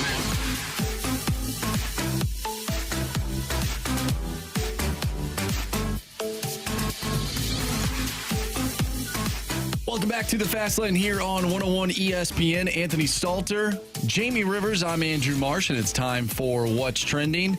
Gentlemen, Bleacher Report had an article discussing some of their off-season predictions and where certain players may go in free agency. Well, they said that Aaron Nola with the Philadelphia Phillies would go to the Cards for 5 years, $125 million. Sold. We did it. What are your thoughts? Sold, yes. We got him. I mean, if you're asking me if I do the deal if I was the Cardinals, yes. Yes. Yeah. If you're asking me if Nola will take that deal and leave Philly, no. What Jamie just said. Yeah. I would say the exact same thing. Wow. I mean, it's not that the Cardinals won't try. They'll put a great offer out there, but if it's 125, he'll just go back to Philly and say, hey, this is what they offered me. And their owner, who doesn't care about money at all, for that matter, will say, okay, we'll give you 130. Mm-hmm. We'll just sweeten the pot just a little bit. Screw you, St. Louis, is what he'll say. Wow. Not Aaron Nola, the owner of the Phillies, who, by the way, was in the crowd the other night handing out baseballs to people. Did you see that video? The owner was? Yep. No, I missed it. Yep. He was on top of the dugout. Yeah, he climbed out of his little owner's box down by the field and started with a big bucket, a bag of whatever. Of course, he can do whatever the hell he wants. He owns the team. Absolutely. And he got helped up onto the dugout and then just started passing baseballs out to all the fans. No kidding. Yeah. That's fun. Would you rather have a baseball or maybe like a hot dog? I would rather have money. I'd rather have his money. Like if he had a big bag of money and he started throwing out money, I'd rather have that. What about a beer? Over money? No, take money out of it. A baseball, a hot dog, or a beer? A beer. Well, there's a guy in Philly. Again, we talked about this before the show.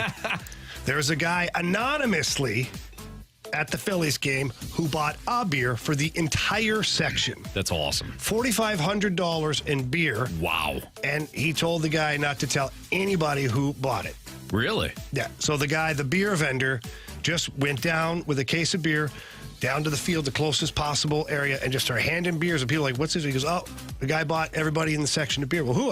Just a guy, doesn't want to be known. Nope. No kidding. So a guy anonymously bought an entire section of fans one beer at the Phillies game. Wow. They know how to do it there, man. Yeah, no kidding. Owners throwing out baseballs. This guy's buying beers. Sounds like a bad combination, though, to me. Here, drink up. Here's a baseball. As long as the Phillies are winning, I think you're good. Yeah, right. If they lose, there goes. It'd be the whole battery thing again. It's not great. Remember that? Yeah. The snowball stuff? Yeah. They got Santa. Yeah. Jolly old Saint Nick. Did you guys see the viral video going around of Bryson Stott's at bat the other night? Mm-hmm. Where there's no play-by-play, no color commentating. It's just sounds of the game. Sounds of the game. Yeah. And all the crack of the bat. Oh, the Philly fans are singing the walk-up song. Everyone's riled up. First pitch, boom, home run. Yeah. It was pretty cool. It was a grand slam, too, wasn't it? I think it was a grand slam. I think he hit the old GS.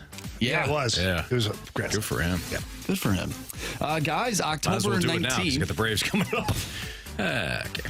October 19th, we'll find out who will make up the 2024 class for the Blues Hall of Fame. All right. Jamie Rivers. Well, that ain't happening. Oh.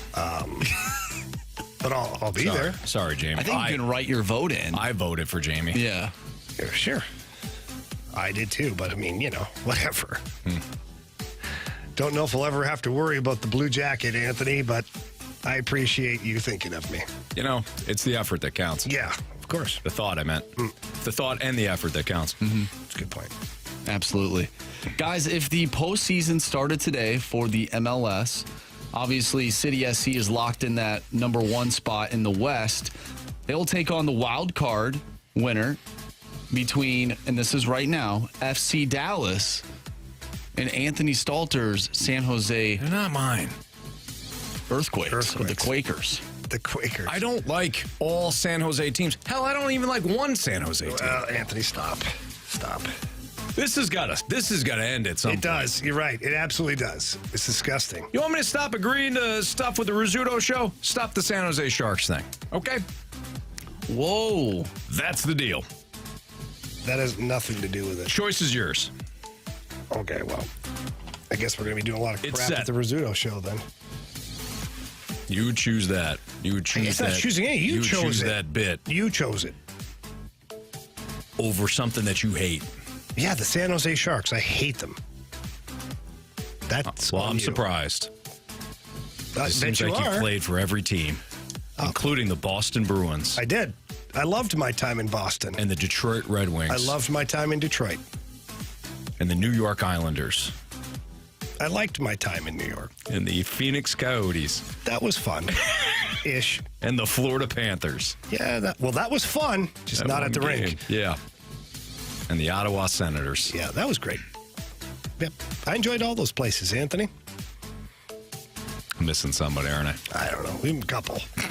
Atlanta? Nah, there you go. Did you? I was in Atlanta. Were you? I was. I know your brother was I there. was a thrasher. Did you play with Danny All-Star? No, he was not there at the time. He was not there. Kovalchuk was there. Besides, Kobe. What was that Kobe. guy like? He was a good dude, actually. I liked him. Yeah. All right, so but let's take the Blues, and we know your affinity for playing for that Red Wings team in the early, in the mid 2000s. So let's take the Blues out and the Red Wings out. Yeah.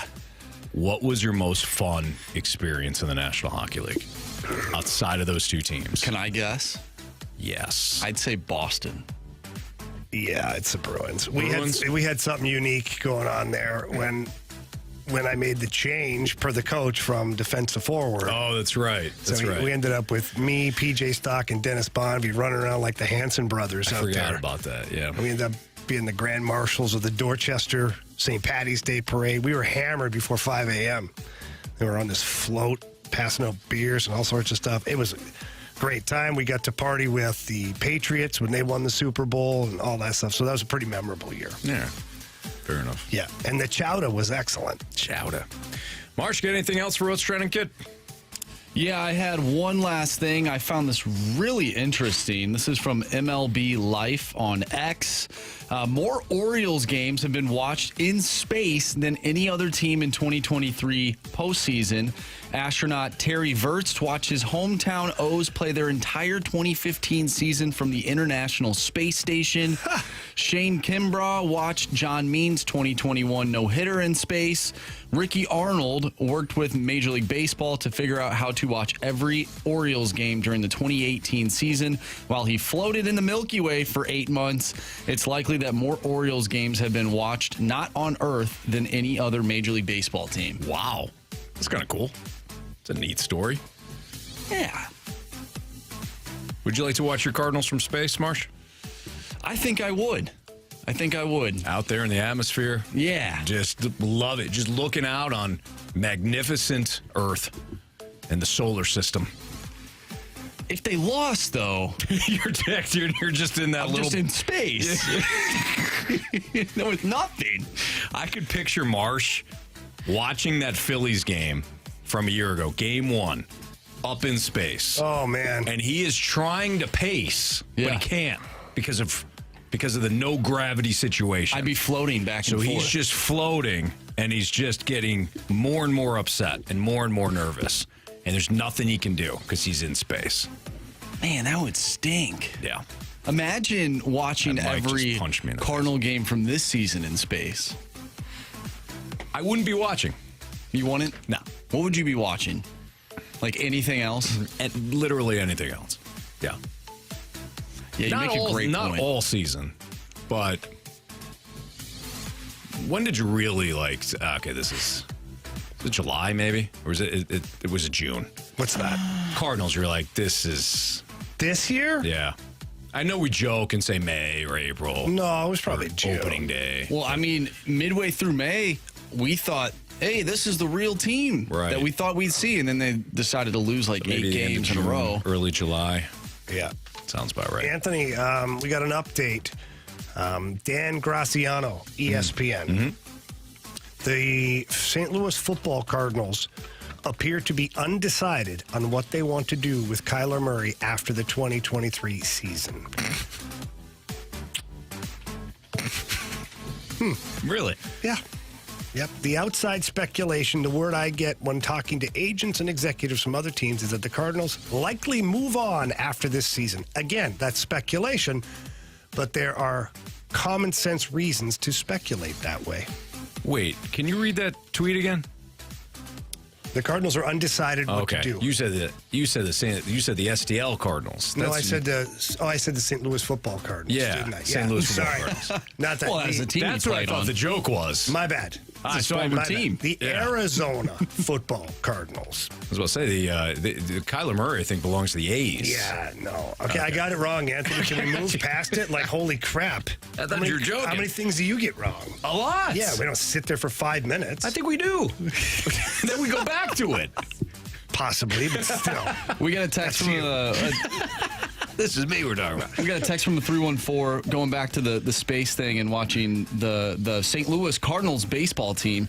Does anyone know if the sinking feeling of losing is the same in zero gravity? I think it is. I think it's worse. It might be worse. You think I think so? it's worse because you don't have it. Like, you can do other things when, gravity's pushing you down. Yeah. But when you're in space and you got this Cardinals crap and you're just, what do you do?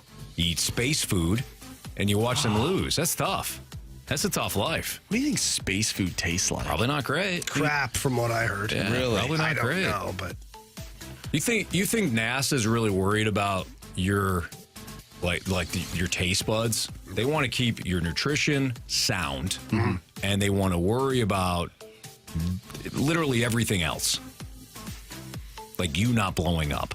You know, that's what NASA's concerned about. They're not worried about how your steak and potatoes NASA food pouch taste.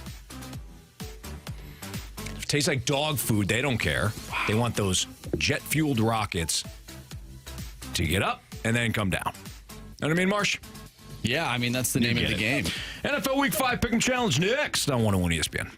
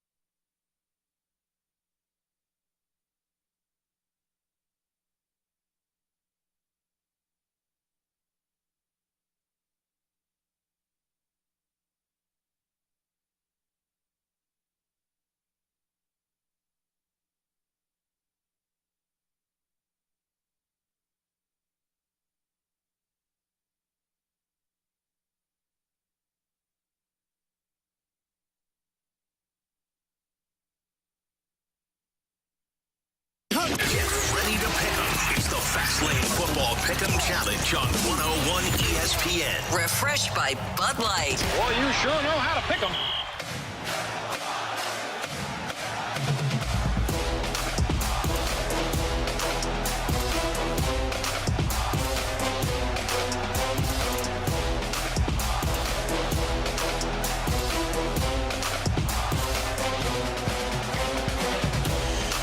All right, time for our Week 5 NFL Pick'em Challenge selections. We do this each and every week. We don't just go through the games. We talk about upsets and blowout specials and things like that. So speaking of which, what is your blowout special this week, gentlemen? Wow. What is your blowout special? Miami Dolphins, New York Giants. Now, what makes you say that? Oh, Anthony. What evidence do you have that the Giants could get blown out? Well, the Dolphins put up 70 against the Cowboys. Wait, what? No. Not the Broncos. The Broncos, yeah. sorry. My bad. I was staring at the Cowboys thing. Sorry about that. They put up 70 against the Broncos. They might put up 100 against the Giants. They might. Hang the old century mark on them, huh? Whatever the spread is, I'm betting Miami. Plus, they've got Chase Claypool now. Yeah, that's gonna be the difference for sure. Yeah. All right, Marsh, what's your blowout special? Blowout special. I'm going to go with the Detroit Lions over the Carolina Panthers. Yeah, that's a good one. Marsh has got the Lions over Panthers. Well, you guys basically took the two obvious ones. Why don't I go with... That's why they're called blowout specials. I know. I hear you. Why don't I go with the Bills over the Jaguars in London? Jaguars got an easy win last week. Bills are going to take them to the woodshed this week. Wow, I disagree. Jacksonville. Look at their slate, Jamie. Jacksonville has been in London this whole time. Buffalo had to fly there. Pretty disruptive. But that's okay. It's your pick. What's your upset pick, Jamie? Upset pick of the week. Marsh and I got this right last week. I've got Indianapolis over Tennessee. Okay. Indy over Tennessee? Yep. I have no idea what the hell the Tennessee Titans are. Okay. And I have no idea really what the Colts are. Fair. Marsh? I have the Rams beating the Eagles this week. You do you? I do I? Yes. Why is that? And why is that? I don't know. I think the Eagles really haven't been playing their best ball lately. They almost lost to the Commanders last week, who showed us last night that they're absolutely terrible. So, I think the Rams are. I think they're going to win at home. So Rams over Eagles. Jamie, yours was Colts over Titans. Yep. Mine's a layup. Texans over Falcons. Falcons decided to start Desmond Ridder again, so they don't want to win. So I'll just take the Texans, who look like they do want to win. So I'm going to take the Texans over the Falcons. I also have Texans over Falcons. Yeah, you do, Marsh. Of course you do. What game is giving you nightmares this weekend? The one you're like, this, I don't know. You're going to flip 400 times before Sunday morning. I got one, but it's not because it's a great game. It's a terrible one. It's Denver and the Jets. It's a good one. I just sit here going, like, who's going to be worse? Mm-hmm. The other one, quite honestly, is a close second, is the Saints and the Patriots. That's mine. Saints, Patriots. I have no idea. Is Mac Jones starting? Nobody knows. Nobody knows if it's going to be Bailey Zappi or if it's going to be Mac Jones. It might be Mac Jones to start, and then Bailey Zappi comes in. Yeah. Ian Rappaport says Jones will remain the Patriots' starting quarterback. Okay. But for how long? Again, nobody knows. Marsh, what's yours? This might sound insane, but it's the Vikings and the Chiefs. So you're riddled with anxiety when it comes to whether or not you're going to take the Chiefs or the Vikings. Yes, and I actually shared a stat with you before the show started. I'm going to read that off right now. You shared two with me. You shared a lot with Anthony. That is why I'm very conflicted right now. This is from Adam Patrick on X. Jim Nantz and Tony Romo will be calling the Vikings-Chiefs game for CBS this weekend. This will be the 6th time they've called a Minnesota game since 2017. The other 5 did not go so well for the Vikings. They are 0-5. They have 11.2 points per game, and they've allowed 31 points per game. Not great, right? However, the Vikings have not lost a Week 5 game at home in 24 years. One of those statistics is going to come to a close this week. However, I'm going to roll with my Vikings. I don't think I've ever heard Jim Nantz trends. Never. And such significant Jim Nantz trends. Yeah. That's pretty impressive there, Marsh. All right, let's go through these other games. Jaguars, Bills. I already said the Bills. What do you guys got? Bills. Sorry, Donnie. Oh, that's right. You decided to hop on that bandwagon this time around, huh? Yeah, I decided to go with them this week. Wow. I keep missing out on them. I'm missing out on easy picks. Ravens, Steelers. I got the Ravens. The Ravens. Steelers are a mess. Chiefs, Vikings. Marsh, who do you got right now? We know that you're conflicted with those trends that you just read off. I locked my pick in. It's the Vikings. Apparently, I couldn't change it if I wanted to. Yes, you could change it until the noon games kick off. Now, why? No, that makes zero sense. Hang on a second. Hang on. The agreement that you made with the Rizzuto show is 12:59 or 11:59 Sunday night. I think it was Sunday before the early games. I thought I heard 11:59 like right before Monday. Well, that wouldn't make any sense because Monday night. What's the difference between us? You know what we if gotta we do? Switched at We have to pull the audio. Because if that's the case and Riz shook hands on 11:59 Sunday night, if he says 11:59. If he says 11:59 p.m., then we're locked in. Yeah. Call my lawyer. But here's my problem. Even if it's before noon on Sunday, we already had a Thursday game. So shouldn't it be locked in before the Thursday game starts? That's what they were trying to do, but I said that's ridiculous because you still have all of Friday and Saturday for the injury report. Okay, good. So I realize I gave up apparently everything according to Jamie, but that was the one. But what about Monday? What if we get an injury report on Monday? Last week, Devontae, when the Eagles played on Monday Night Football, Devontae Smith, he was questionable. Do you guys not realize that we would have won the same exact weeks, even if there was this whole lock-in policy? For me, Anthony, it's deeper than that. I think it's the principle. It's the total principle of them controlling something that already has rules. Anthony, I'm not mad at you as much as I'm mad at them. Jamie, I can't say the same thing for him. No, Jamie's mad at me. I'm just mad.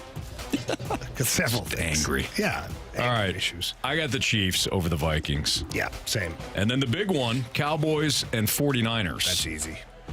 Niners. I mean, it's not in San Fran, too. Yeah. Sorry about your luck, Dallas.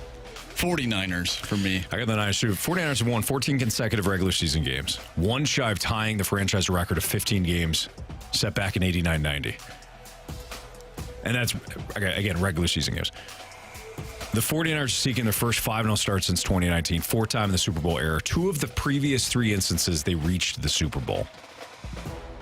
Cowboys 41 points allowed this season, fewest in the NFL. They've also played virtually nobody. So I think it's still going to be a fun matchup, though. Cowboys and Niners. That one's on Sunday night. All right, Jamie gets to defend his title here. We're going to build the sleeper team plus the biggest question of the day next on 101 ESPN.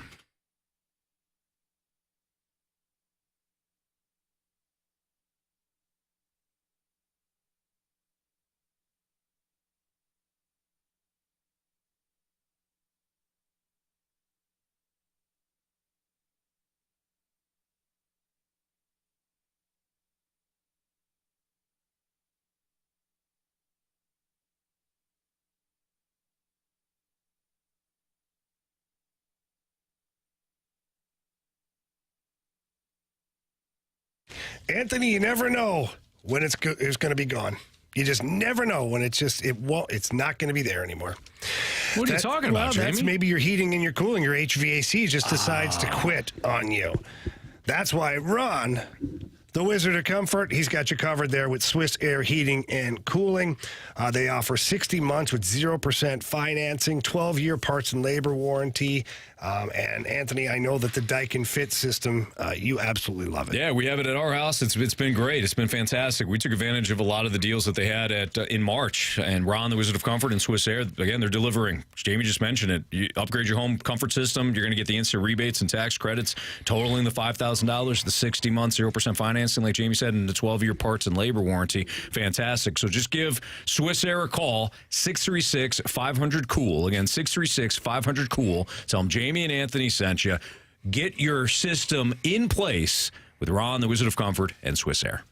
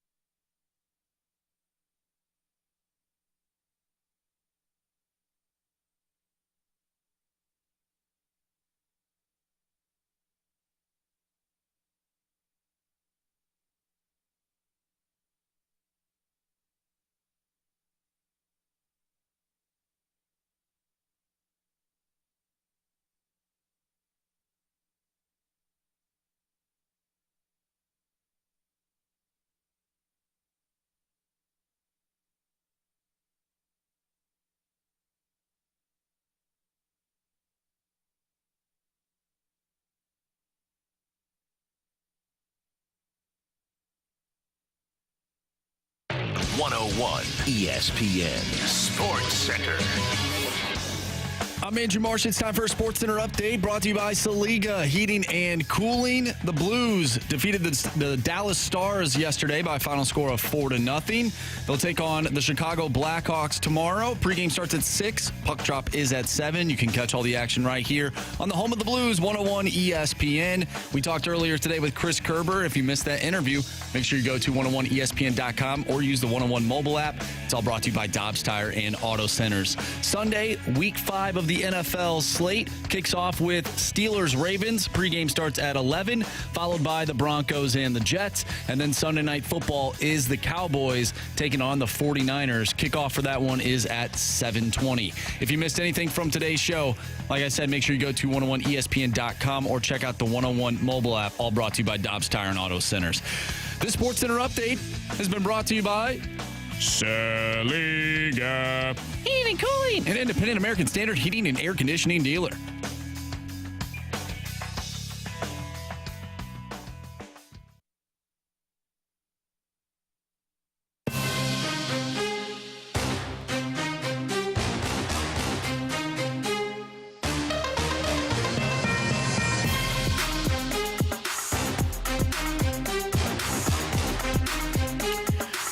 Lane on 101 ESPN. We did this last week when we were at Auto Centers Nissan out in Herculaneum. We're going to do our Build Your Sleeper team. It's going to be kind of fantasy related, but it's also a prediction based segment.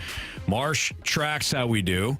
And then we see who wins the week. Jamie won the first week, so nice job, Jamie. Thank you. We never did the home run derby thing either, did we? No, we keep going.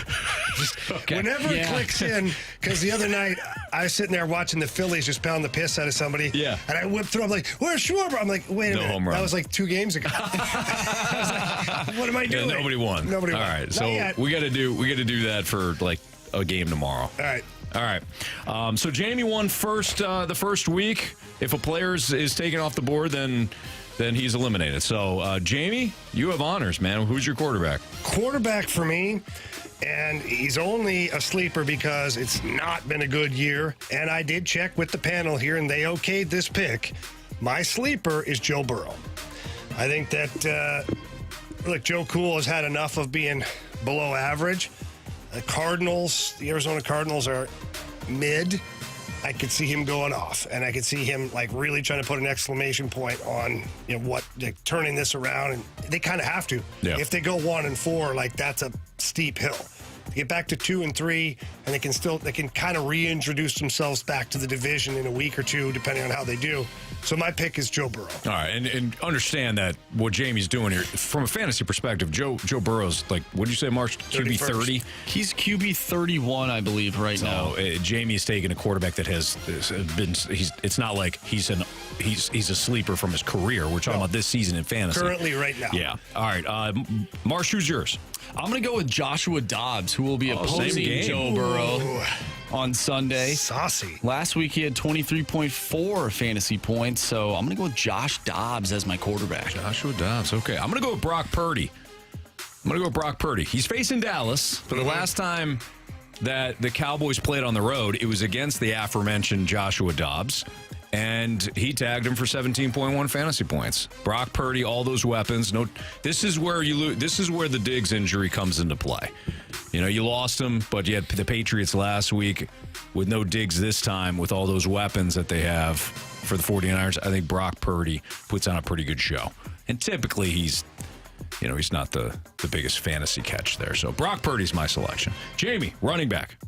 Or if you want to go wide receiver, you go wide receiver. Running back for me. Sleeper just because he's kind of like a box of chocolates. You just don't know what you're going to get. Jonathan Taylor. Oh, wow. Welcome back to the team. Wow. In my opinion, I think they're going to run the snot out of him. They're going to want to showcase him, teach him a lesson, help the quarterback, whatever it is. 50 carries. I think he touches the ball a lot on Sunday, and therefore he's my sleeper. All right. Marsh? I'm hoping he is in the game against New Orleans. He's questionable right now, but I'm going to go ahead and take a chance on Ramondre Stevenson. Oh, yeah. For the Patriots? He is my running back. All right. I'm going to go with Jalen McLaughlin, who plays for the Broncos. He's a rookie. Javonte Williams is out. McLaughlin likely to be their top guy. Samaje Perine is there, but I think Perine is still kind of that RB2. So I'm going to go with a deep sleeper. I'm going to go with the Broncos rookie running back, Jalen McLaughlin, who scored last week. Against that Jets defense? That's a bold move, Cotton. Against that Jets D. All right. Wide receiver, Jamie. In theme with Joe Burrow going off here, obviously Jamar Chase is a guy that you cannot take. He would be an unsleeper, even though he's open all the time. Just ask him. He's like 7-11, always open. Mm-hmm. But going down the depth chart, Tyler Boyd to me. You've got T. Higgins out, and the tight end is out. Irv Smith, yep. Irv Smith. Now, Tyler Boyd's only had 27 targets. I think that's going to go up. The good thing about it, though, he's averaging 7.5 yards per catch. Mm-hmm. So he could put up some fantasy points. If he gets a couple more targets, could be a guy. And then with Jamar Chase always being open, other teams might say, well, no, you're not open, and double down on him. Yeah, I like that one. I like that a lot. All right, Marsh, who's I'm your going to guy? go with Houston's Tank Dell. Right now, he is, I believe, ranked in the top 20 in wide receivers, but last week he only had about 3 points. So he's had 2 good weeks. They're taking on your Falcons. I like Tank Dell. And I'm going to go with Zay Flowers, the rookie wide receiver from the Ravens, had a quiet week 4, but the Steelers the Pittsburgh defense has averaged 217 yards allowed to opposing wide receivers this season. So the Steelers can be had through the air. I know their defense is typically stout, and you got to deal with their pass rush. But I think that Zay Flowers could have a field day against this Pittsburgh secondary. So I have Zay Flowers as my wide receiver. There you go. Build your sleeper team. Now, time for the big question. It's time for the Fast Lane's biggest question of the day. Jamie, you sent me a tweet earlier today about the top five. You slipped in his DMs, did you? I slid right in there. Jeez. Jamie's always in my DMs. I am. He certainly is. Always sliding. Always doing work in there. Wow. Absolutely. But you sent me a tweet discussing the top 5 first lines in the NHL, a 3-year weighted model, and your St. Louis Blues have their first line at number 5, Pavel Buchnevich, Robert Thomas, and Jordan Kyrou. Do you believe that the Blues can play to be, or at least this line, can they play to be one of the top lines in the NHL this season? Look, they have all of the characteristics to be a top line. You got a playmaking centerman that's got great vision and great ability to distribute the puck. He also can score some goals too. You've got a dynamic right winger in Kyrou that has as much speed as anybody in the NHL and one of the fastest guys, period, and he can find the back of the net. 37 goals last year tells me that he's a good goal scorer. And you got Pavel Buchnevich, who's got a little bit of a mix of all of it. He'll be net front a lot, passes the puck extremely well. He calls himself a playmaker. However, he scores over 30 goals a year. So I don't know if he's correct about that. But again, a splash of everything. I think they do have the characteristics, and I think they do have the personnel to be a top line like that. Now, just so our listeners hear some of the other lines, in first place was Robertson, Hintz, and Pavelski. It's going to be an absolute juggernaut in Dallas. It's going to be a tough one right there. In Toronto, it was number 2, Toronto, Bertuzzi, Matthews, Marner. Obviously, some pretty good players there. In third place, the Tampa Bay Lightnings, Hagel, Point, and Kucherov. Those guys always put up points. It's going to be a tough one. This was a surprise for me. Fourth place, the Florida Panthers with Verhaeghe, Barkov, and Rodriguez. If I'm picking Florida, I might pick the line with Matthew Tkachuk on it. I'm just saying. Call me crazy, but that team was ride or die with Matthew Tkachuk last year. Yeah, but in fairness, what did Matthew Tkachuk do last year? Yeah, well, he had, 110 points and then was pretty much... But he was quiet in the postseason. Yeah, he pretty much drugged the Florida Panthers all the way to the Stanley Cup final on his back, single-handedly. So much so that even Barkov, who's actually on this list, said that we don't know what we'd do without that guy. Fair. Either way, I thought it was weird. An omission from this list that I couldn't believe wasn't here is the McDavid, Draisaitl, and Evander Kane line. That's a pretty good line.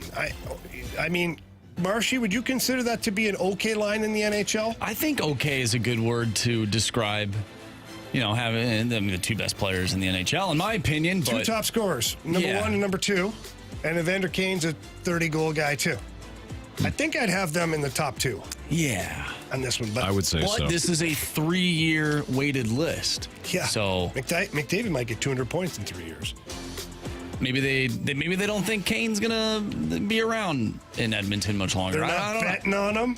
They're not betting on him. Oh, let's see what I did. Wow, there. Jamie. Yeah, well played. Anyways, that was dirty. Anthony, what do you think about all this? I agree with you that if you're going to include a line from the Florida Panthers, you should probably choose the one with Tkachuk. I think out of all the points you made, which were all salient, that was probably your best one. Appreciate that. Yeah. I thought it was an obvious thing. But honestly, who the hell picks a Florida Panthers line without Matthew Tkachuk, their best player? That is called overthinking it.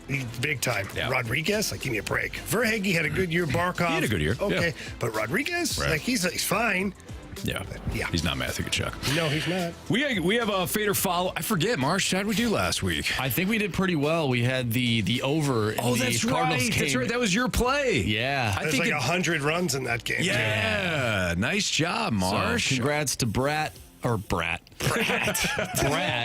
We'll have him back. Brad? All right, so we'll talk to Brad for Fade or Follow, and then we got what you missed and criticisms and compliments next on 101 ESPN.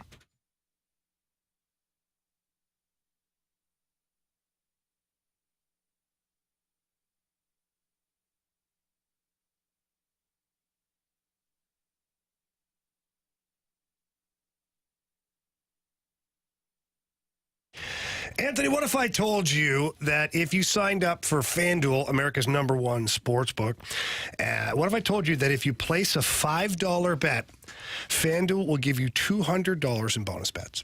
What? What are you talking about? Yeah, well, right now, new customers get $200 in bonus bets. That's guaranteed. All they have to do is place a $5 bet. Then you got to win, right? No, that's the best part. It's $200 in bonus bets, guaranteed, win or lose. That's not how this works. When you lose, you lose. Not at FanDuel. Are you sure? 100% positive. Yeah. Well, that makes sense. FanDuel's fantastic. They got a great app. They got the point spreads. They got the totals. They got the over-unders. Well, over-unders are totals. They got the live betting. They got the they got the same-game parlays. It's all available at FanDuel. Heck, Jamie and I are even talking about, like, Super Bowl futures and whether or not they have those. They have them at FanDuel. They're fantastic. So visit FanDuel.com/fast. And when you do, check out the app. Easy to use. When you win, you get paid instantly. FanDuel, the official partner of the NFL. 21 and over, present in Illinois. First online real money wager only. $10 first deposit required. Bonus issue is non-withdrawable bonus. Best that expires 7 days after receipt. Restrictions apply. See terms at sportsbook.fanduel.com. Gambling problem? Call 1-800-GAMBLER.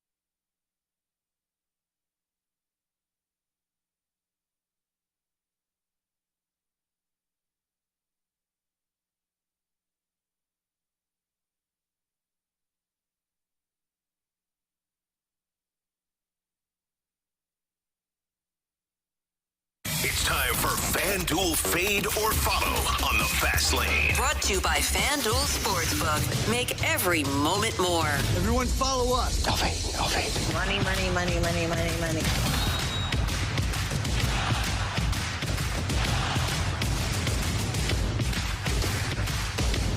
It's a Fast Lane on 101 ESPN. Time for FanDuel's Fade or Follow. We welcome back Brad. That's because Brad cashed in on Marsh's play last week of the Cardinals over in the wasn't the regular season finale. It was the last Friday game. Friday game. Yeah, it turned out to be an absolute. It was a football game. Yeah, was that the one there was like 19 runs or something by one of the teams? Yeah, it was something like that. It was gross. One of the teams. You mean the Reds? No, both teams put up some numbers in that game, I thought. I think that both teams put them in their series. Cards did on Saturday. Yeah. Oh, yeah. Here, I'll look at it. Oh, no. It was Woodford. It was Jake Woodford that got taken to the woodshed. Yes. 19-2. A lot closer than 19-2 score. It felt like that, for sure, Anthony. The most important part, though, we hit the over. The Cardinals scored 15 the next day. Crap. 15 the next day. And then the finale 4-3. was 4-3. Yep, you're right, Marsh. All right. Brad, welcome back. How are you? Doing very well, gentlemen. How are you all doing? We're doing good. Thanks for asking. So you loved that play last week. Hopefully you like our play today. We're taking Mizzou plus 5.5. The line went from 7 down to 5.5. So somebody that some sharp players are likely on Mizzou as well. Home game for them. LSU's coming in, licking their wounds a little bit following their second loss of the season. 11 a.m. game. I actually think it works out better that way because LSU's not going to be hyped. It's not a big environment. So when you look at this Mizzou team, they do a couple of things well. They protect the ball, they stop the run, and they can run the ball. And LSU has had issues defending the run. And as long as Mizzou plays a ball control game and seizes the game, I think they're going to be fine. They're going to cover 5.5. But that's our play. Brad, it's up to you whether or not you want to fade or follow us. With the way Brady Cook does not turn the ball over, I think as long as they can get a lead, or as long as they can stay in the game, I think that 100% I will follow. All right. That's our guy. All right. That's our guy, Brad. Way to go. Nice. Well, you have a good Friday. You enjoy the LSU-Mizzou game tomorrow, knowing that you got Mizzou plus 5.5, and hopefully we'll talk to you again next Friday. Sounds great, gentlemen. Have a good evening. You too. Thanks, Brad. All right, there you go. That's fade or follow here in the Fast Lane on 101 ESPN. I always like, it's up to them. They can fade us, and we'd be fine with that. In fact, we'd start rooting for that side then. But whatever they choose is what I cheer for. We're rooting for them. Yeah. But when somebody says, no, we're following you, ride or die. Yeah. With the Fast Lane. We're right here with you in the foxhole. I love it. Yeah. So good luck to Brad tomorrow. Kind of means more. It certainly does. Yeah. So if you missed anything from today's show, you can download the podcast. Available at 101ESPN.com, your 101 ESPN mobile app. It's all brought to you by Dobbs Tire and Auto Centers. Had Brad Thompson for the first hour of the show today. We talked about the playoff games, the wild card games, and what we learned. Focused on the Brewers and what went wrong for them second straight year. Talked about the offense for the Cardinals and whether or not on paper it can compete in October. And then we talked about whether or not the Cardinals will change their approach when it comes to this offseason compared to previous offseasons. We also did our NFL Week 5 Pick'em Challenge, had our College Football Week 6 primer in which we highlighted the LSU-Mizzou game, talked about the Bears' big win last night and whether or not Justin Fields kind of has a model now, and the Chase Claypool trade that went down. Just another example of how some GMs just don't get it when it comes to supplying their quarterbacks with what they actually need. Some hockey as well. We talked to Chris Kerber. Jamie broke down the defensive improvements thus far, as well as the power play, too. So that's all available on the podcast. Marsh, do we have any criticisms and compliments? Yes, from the 618, I mentioned the San Jose Earthquakes earlier in the show. They are currently a wild card team that could potentially play City SC in the first round of the MLS postseason. From the 618, I thought Stalter was the reason there was Shark Week. Big fan he is. I do like Shark Week. I'll give you that. We know. The shark is a magnificent fish. We know, Anthony. It is. I know. Tell me you don't like sharks and Shark Week. Learning about them. I hate them. Great white. I hate all sharks. Hammerhead. I know you like the hammerhead. I mean, occasionally. You're partial to it. Yeah. We were talking about space earlier, too.